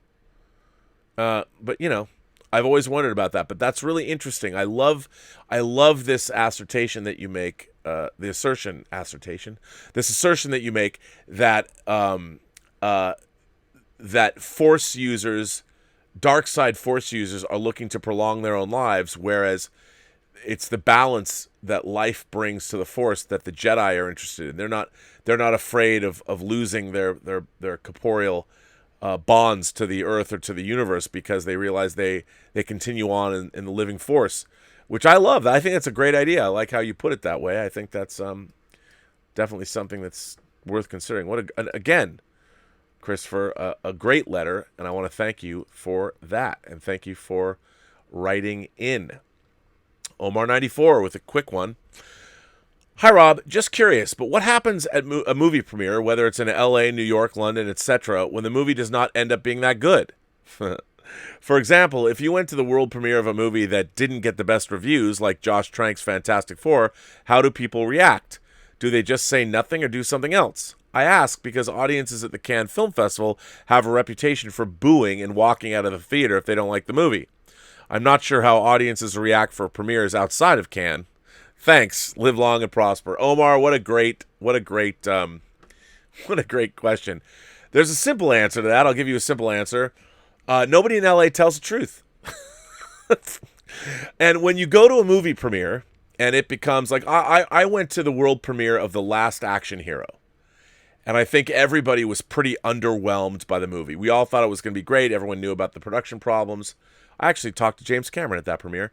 But they had this monster party in Westwood, a huge party. So after a premiere, everybody's kind of, first of all, you're sort of intoxicated by being at a premiere, because at most movie premieres, especially here in LA, they are pretty star-studded, especially if it's a big high-profile movie. People want to go see those. The stars come out because their publicists want them to be seen and photographed on the red carpet, and everybody's having a good time. And if there's a great monster party for a big-budget movie, the way there usually is, then there's a party afterwards, and everybody's in great spirits. And you don't really... Look, nobody's going to tell you what they really think of you, or especially at a movie premiere. You'll hear from them later. But when you go to a movie premiere, I mean, let's face it, in the grand scheme of things, whether movies are good or bad, especially when you live in LA, it doesn't mean people worked any less hard on them. And I'll tell you, nobody works harder than a film crew, a union film crew too. Film crews bust their asses. And film crews, unless the director's a total prick, film crews never half-ass it. You know, they really don't. And when you go to see a movie, whether the movie turns out good or whether it turns out bad, all the people that are at the premiere, if it is a cast and crew screening, but a premiere where everybody supports the work. Because everyone knows not every movie can be good. In fact, the really good movies are few and far between. But I think for the most part, when you go to a movie premiere, remember, Cannes at a film festival, the movies are there to be judged.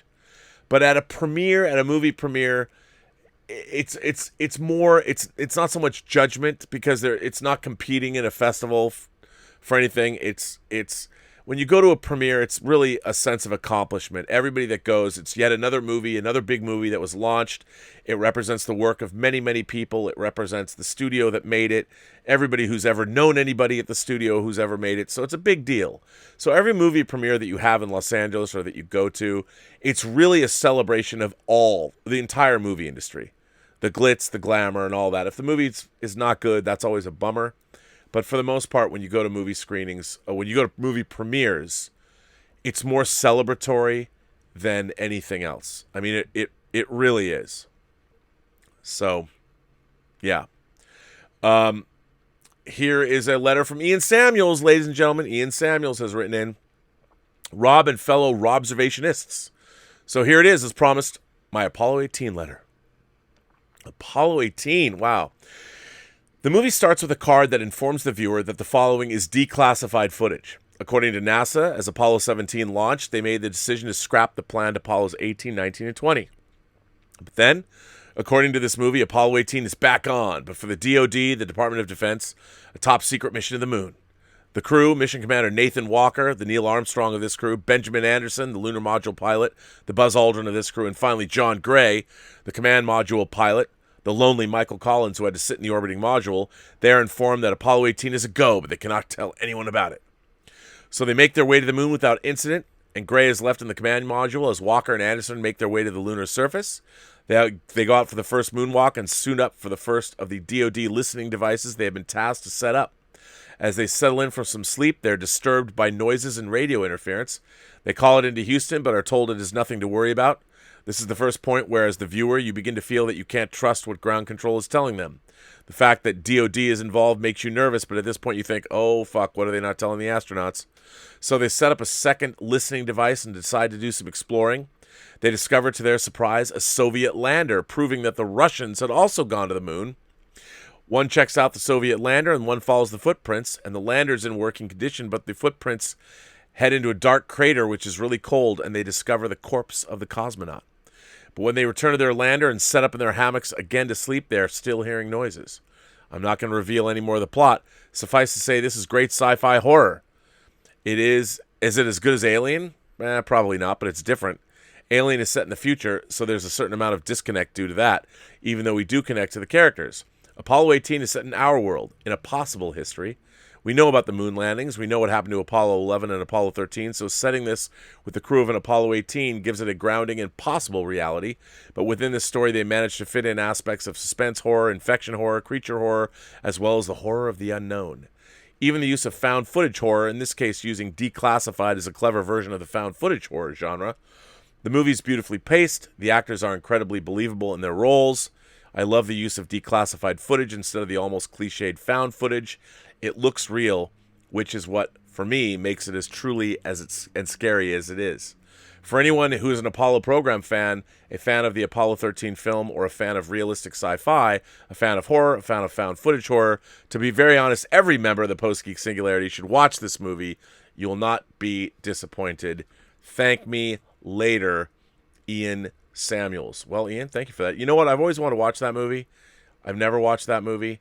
So now I have a reason to watch it. So there you go. I will, in fact, watch this movie because I've always been, to be honest, I've always been curious about it. I really have. I always have. Now I'm looking here. I've got a funny letter from Dieter, which I can't read, but and now this is a really cool letter. This letter is from our own Jeffrey Mao. Greetings, Rob. I thought I would take a reasonably deep dive into one of our favorite science fiction concepts that has been used in just about every major franchise or property that has anything to do with the genre. And that's time travel.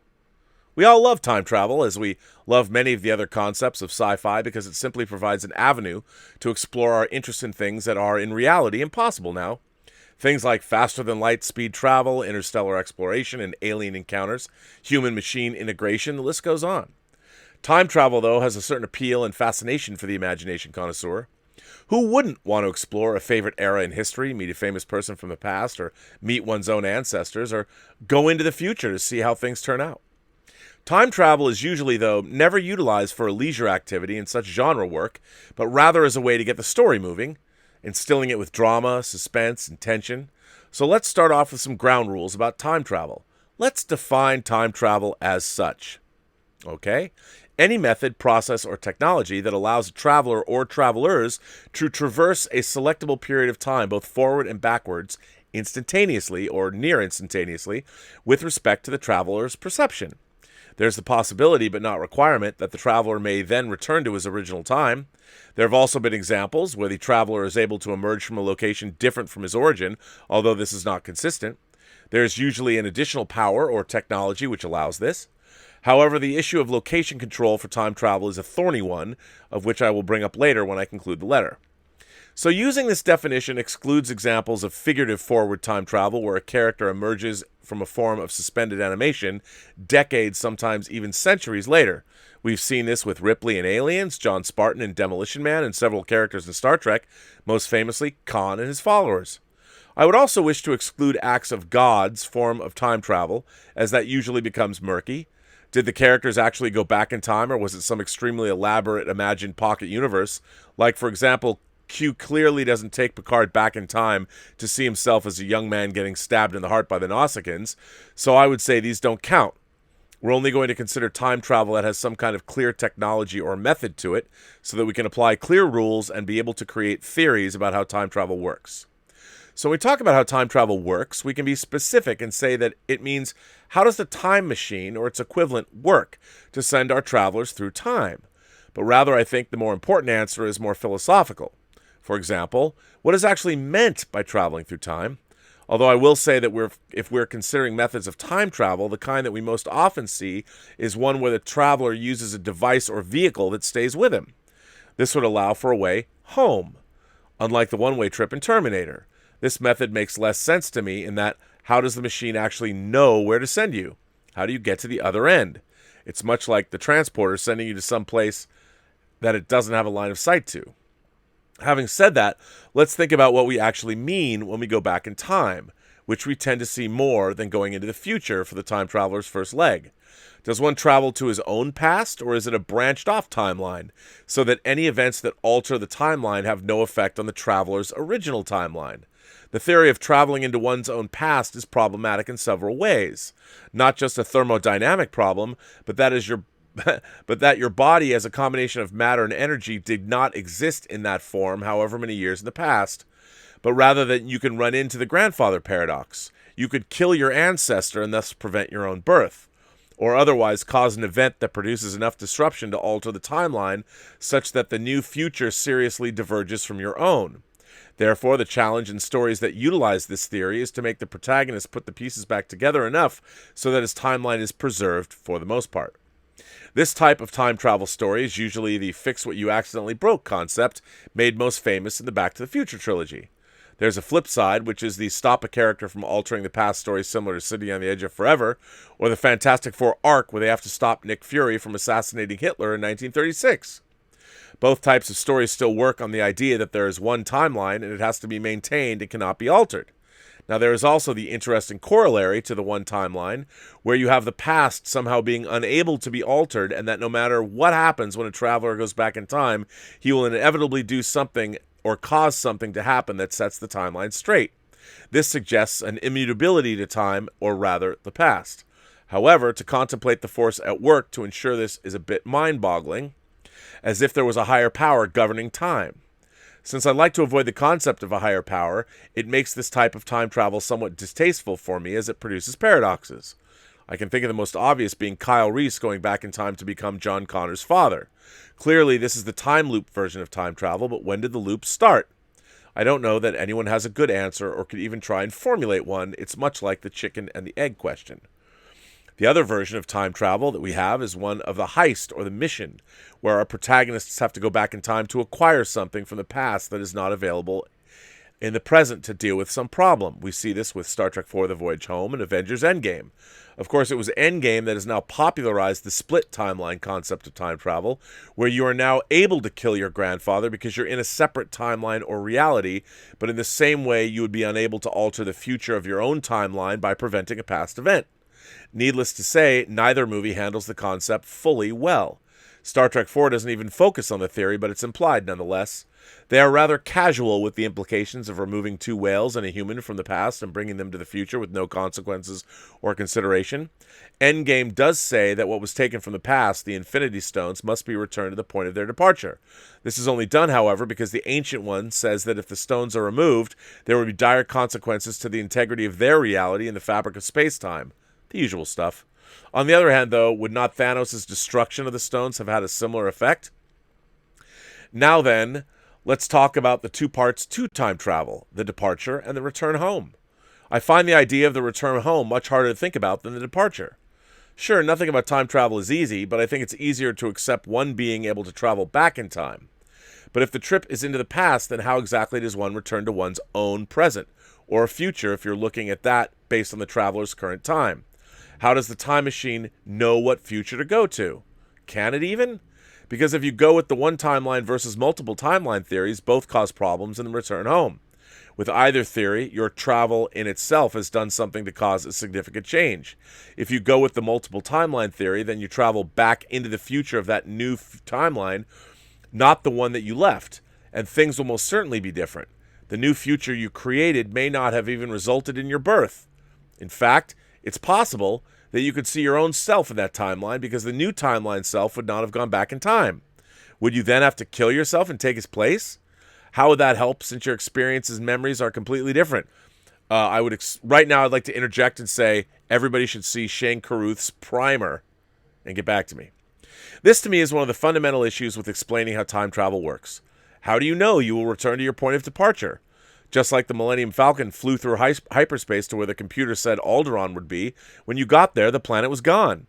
I suppose the only way to make it really work is that you have to have some kind of locator or beacon that works with the time machine on your side. So if we use the endgame model, then to return to one's own timeline, you don't jump directly to that timeline, you go back into the quantum realm. Think of the quantum realm as being an interchange train station. You get off your current timeline, then jump into your old timeline. All travel must go through the quantum realm, as the quantum realm is the only place where all timelines connect. I don't think Endgame actually explained it this way, but this would explain how you can make the jump back to your own time. Without some additional entity that is keeping track of where you left from, then I find it hard for any time travel story to explain how you can go back.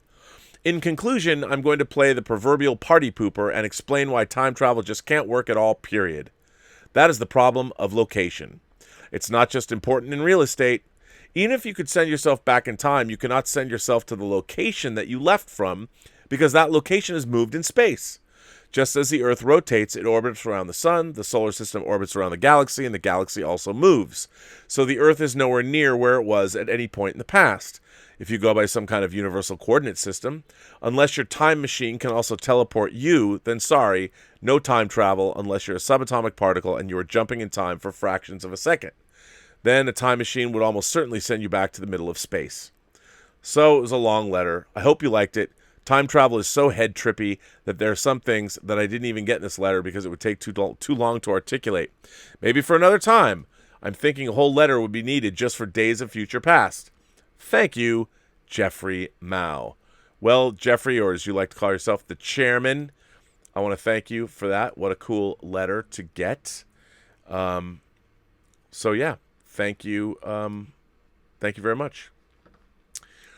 And you know what? I haven't jumped in. You guys are loquacious today here, and let me jump into this. I haven't gotten into see what your tips and chats and all that good stuff is. I hope, yeah, I am seeing super chats. I don't know what they've done, but it's so weird what YouTube is doing. It's just bizarre. Let me see. I missed everybody's chats yesterday, and I apologize, so I'm going back. Okay. Demo Davies sends in 2 tips. One of 2. Good evening from the United Kingdom. My love of sci-fi begins and ends with The X-Files. I remember watching late-night episodes on holiday in North Wales and one night on holiday and fell ill in love with the show and genre. The standalone episodes were, and then you go, the show and the 2 movies are underappreciated, and I'm sure we all wanted a partner like Gillian Anderson Scully to keep us honest, but be there for us 110% of the time. One of the best partnerships in sci-fi is Mulder and Scully. I love The X-Files. I was a little late to the party the first season. I caught up. I think I watched the last episode first. I saw the episode, I think it was Gender Bender. That was the first episode I saw in the first season. And I thought that I was like, wow, the tone of The X-Files is what got me. But I didn't get back to it until the Erlenmeyer Flask. And that was where the mythology began in earnest. That was the last episode of the first season, man. And I was hooked. I love The X-Files. Like, second season, Diane Diverlet's was so good. There's so many great episodes of X-Files. I think, unfortunately, The X-Files was really the first example of a serialized show where they had not figured out what the hell was going on. And it really bothered me. I thought that the movie, I remember getting the soundtrack album for the X-Files movie, and it was pretty good. And there was that last track on it, the long where why am I drawing a blank on his name? I can't believe I'm drawing a blank on, the creator of the X-Files. I'm Chris Carter. Chris Carter gave this, there's like this beat playing, and then he reads this whole explanation of the conspiracy. I'm like, wait, what? And then, of course, the movie went on and sort of contradicted things, and it bothered me. But I still love the X-Files up until it spun off into gobbledygook. And I still really enjoy it, although I do maintain seasons 10 and 11, what a missed opportunity that was. And the second movie, I don't know, Damo.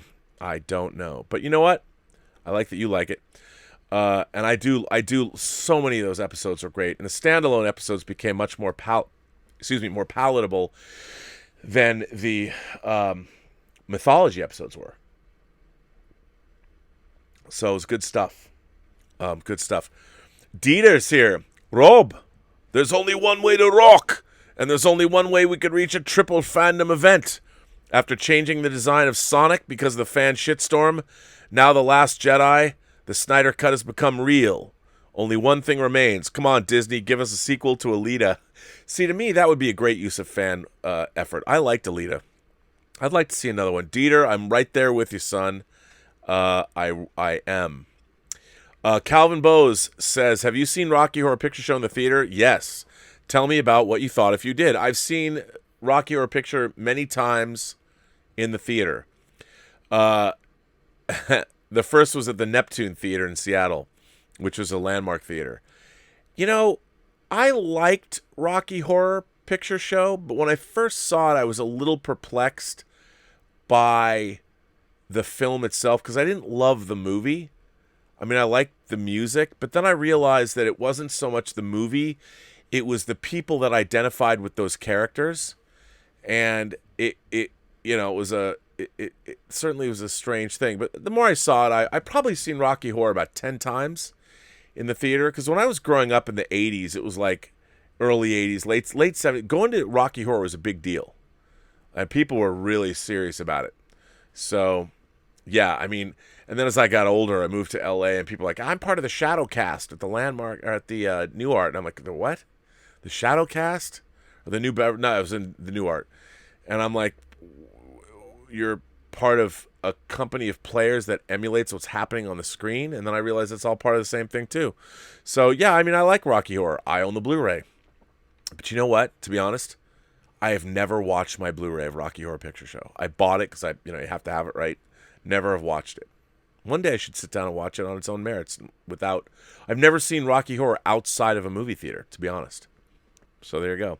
Calvin Bowles goes on and says, Braxton wants you to do a Jesus Christ Superstar review on whining about movies because he watches it almost every day.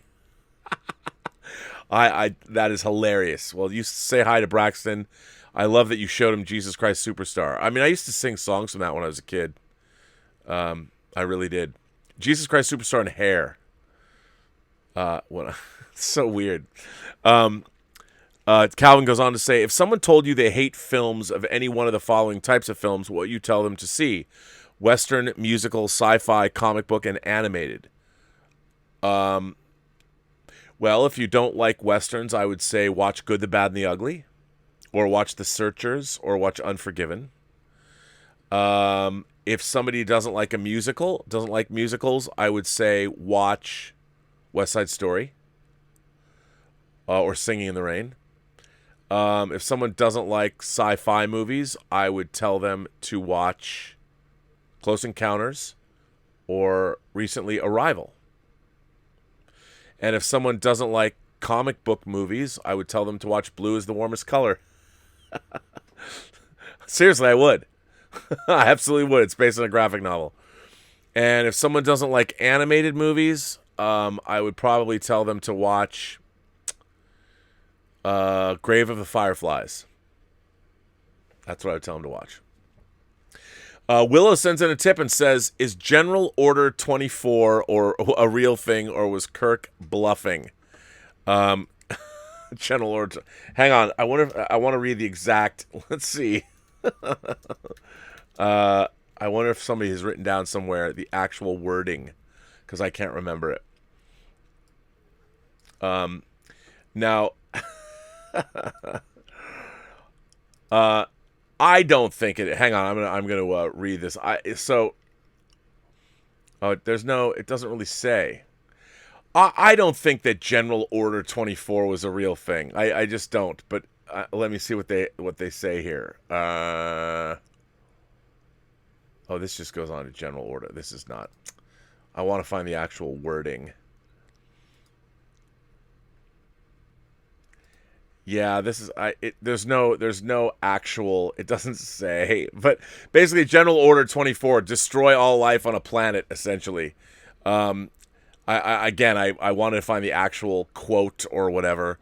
I don't think it's a real thing. But according to Memory Beta, which is not as opposed to Memory Alpha, Starfleet General Orders and Regulations are a series of guidelines used to instruct members of Starfleet.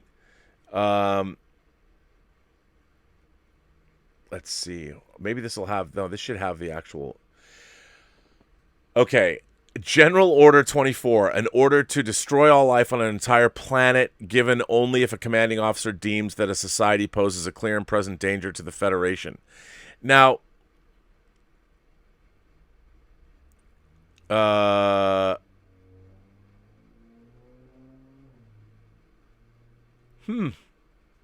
well, they say that it is, in fact, real, but I guess so. Now, here's what's really interesting. This is really interesting. The only recorded instances of this order actually being carried out was the first issue of the non-canon Gold Key comic Star Trek series Planet of No Return and the Vanguard novel Reap the Whirlwind. Okay, you know what? That's all I need to say. Yes. If it's in Reap the Whirlwind, if it's in a Vanguard novel, I would say yes. You know, can you think of a situation where an order might be justified? Well, yeah. I mean, if there's some kind of a virulent infection, you have to sterilize an entire planet. Yeah, I would think if the greater good is served by exterminating all life on some kind of a planet, why not? But then again, you know, there were times when, I mean, it's not a good thing. It's not a good thing that you would. I think it would have to be like, I don't think you could roll up. I don't think you could say that General Order 24 justifies killing the Borg, for instance. Even though I know in iBorg they were going to use Hugh to do that, but I don't. It would have to be more of an infection. It has to be contained. You know, like when they drop a fuel air bomb on a town, like an outbreak, to sterilize it. That would be the only thing I could think of, and that would have to be if the entire planet, if there's no one left to save, or something like that. Magic K sends in a tip and says, let's play the devil's advocate. What if the Snyder Cut comes out next year and isn't what you expected? Instead, it's just another letdown like Picard. Will you go silent with it or just simply go rant about it? It's a good question. Now, you know, the thing about the movie is it's a one-off, and I think whether it's great or whether it's not great, I think what is most important is that Zack Snyder gets to realize his original version for the film. Remember, the movie was greenlit. It was made.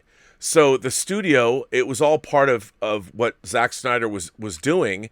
And I'm more interested in seeing, I like to see things with intent that were made. I think what happened in the middle of it was a debacle. The original Justice League movie was so disappointing to me, and it shows that all the wrong-headed decisions that went into making that happen.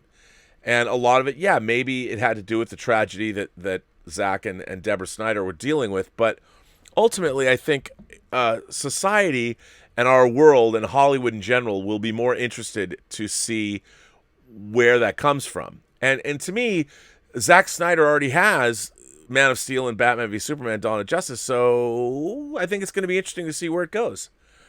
Unlike Picard, which they have a plan. They had a plan to follow. The modern Star Trek has old Star Trek to look back on.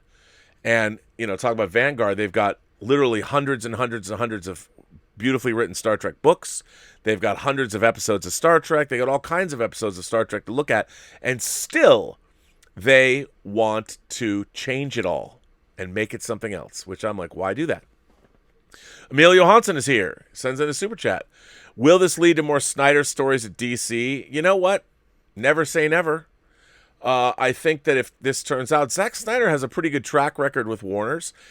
Look, you've got a new regime. Everything starts at square one. And I think that why wouldn't you want to be in business with a decent filmmaker? If Army of the Dead's good and they can bring back Snyder to the fold, why not? Maybe he's got a great idea. I would watch another Zack Snyder superhero movie. Dan V sends in a tip and said, you said yesterday that it could cost $50 million and the Snyder Cut would make money if it came out for a week in theaters before HBO Max. That isn't true. Justice League in 2017 lost $50 million, and best case scenario, as broken down by Forbes, Justice League probably lost closer to $75 million and possibly up to $100 million. I have a difficult time seeing Warner Brothers will be fine with letting it balloon from the lower 20 to 30 million and having it hit 50 million. The masses would not watch a 214-minute Justice League movie. I don't know, but you're right. I mean, you make a really good point. that, remember, those write-offs, those losses were written off. So, but you're right. What they would have to do is justify, or maybe, I don't, again, studio accounting is always a mystery, but I would think that they would have to, or at least if they made money, the banks would be like, oh, okay. But remember, this is a different entity. And if it is HBO Max, I don't think they're going to release it in theaters. I think it'd be like a one-time only thing that I would put it in theaters. I think people would absolutely go through and make it a roadshow version and make it 214 minutes and put an intermission in it. But if HBO Max is paying for it, they're going to want to make it theirs. But I could see it like opening in New York and LA for a week or something. I think it'd be interesting. But yeah, I mean, the Snyder Cut, remember, this is a new entity. It's a totally new entity. It's a totally new thing. So it's interesting. Dan goes on to say, it just isn't financially viable to do that when it lost so much money already with operating at a loss on the movie. Not enough people would be willing to see a 214-minute movie in the theater, even for a week, and it's better to drive people to HBO Max. Well, that I agree with 100%. After Man of Steel and Batman v Superman underperformed along with Justice League losing so much money, Warner Brothers would be right to be hesitant to put the Snyder Cut in theaters, no matter how much of a fever pitch exists by that fandom. I would be surprised if that happened with those factors. Well, Dan, you're absolutely correct about that, but I would say that this is a in a way, it's like SR Haddon in Contact. Why build one when you can build two at twice the price? I mean, they're getting a movie. This is essentially a movie that the story of Justice League happened. It lost money. This is a totally new entity. And while, yes, Justice League lost money over here, you've got this Snyder Cut thing. That's why I'm so curious about the legality of it, the money. I mean, how do you do it? I don't know. Hey, Christian Harloff is calling me, but I can't take his call. It distresses me. None of my friends at the Schmodown know what I'm doing. They never know that I'm on. It's distressing. But anyway, so I would say that it's a tough call. And I'm very curious how all of the money shakes out. As far as I'm concerned, or as far as I understand, HBO Max comes in, and HBO Max was going to spend, like I read once, they were going to spend $1.5 billion on so $1.5 billion on programming their first year.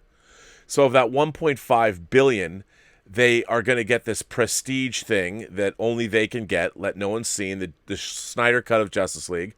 It could drive new subscriptions. I don't know how many. I mean, I don't know how many fanboys are going to sign up for HBO Max. I think HBO Max is already going to get a lot of people because it's great. Their out of the gate lineup is really, really good, and we'll see what they do. But it's something that would be unique to them. They might have some kind of exclusive deal. I don't know. But again, who knows? What are the legalities of it? I have no idea. I'm very curious. I really would love to read I also think. I hope to God, studios you never really hear about the budgets of things, but I would love it. I think fandom needs to hear, please, because I am so tired and aggravated going through the process of making movies with people. I would love it if somebody published an article about the process of creating this cut. How much do they really have to spend? How much work was involved? What percentage was finished? I mean, I just wish they would do it so everybody could have a clear-cut understanding of what really goes on. It's like I'm still having conversations with people about why can't Star Trek Deep Space Nine and Voyager be put out in high def? And people don't understand. And most of the fanboys that I know that are waiting for this, or the people that scream at me on Twitter, they don't know how movies are made. And they sit there and they tell me that you don't know what you're talking about. And then I'm like, well, do you? And it's frustrating. I hope this is documented. I will offer my services free of charge, if I can make a documentary about making the Snyder Cut. I know Zack Snyder already has other documentarians, but, I did do a 3-hour documentary. A 3-hour documentary on Superman Returns. So, yeah. So there you go. Anyway, yeah. You know what? Hold, please. Allow me to. I'm going to call Christian Harloff live right now, and I think they're going to require my presence. As far as I know, I'm not. Hey, Christian. where I'm sitting in front of my computer doing my YouTube show. Well, how come you're not in the match? I didn't know it was happening now. I thought it was happening on a different date. Oh, well, the email hosted today. Did I get an email from you guys about the let's see. Hang on. Oh, you said I've been on live. I got an email at 2 what you sent it at 2:50 2:58. Courtney, when did the emails come in for this match? He said he didn't know about this match. I got a 1:57 email and a 2:58 email from you guys. Hold on. But I'll come on. I can get off time. I can get off right now. Okay. I've already been on 2 hours. Do you want me to join you right now? She said it on May 14th. I don't know. Well, I can get on now. I'll get on now, right? All right. Tell me, you have the link. Join us. All right. I'll see you later. All right. Well, there you go, ladies and gentlemen. That brings an end to this show. I've still got super chats to catch up with, which I will come on afterwards and finish this up. But as you all know, I will. I'm going to jump on this Schmodown match. I didn't realize it was happening, but I will see you guys. You know what? I'll jump back on. I'm going to come back on. I'm going to come back on at 4:00, and I will see you guys at 4. So if you want to jump on, I'm going to answer more questions, finish more things up. So this will be continued at 4:00. Find me at 4. I'm coming back. All right. And this will be continued today. It's going to be a broken up show. Robservations will be broken in half. So I'll see you in an hour.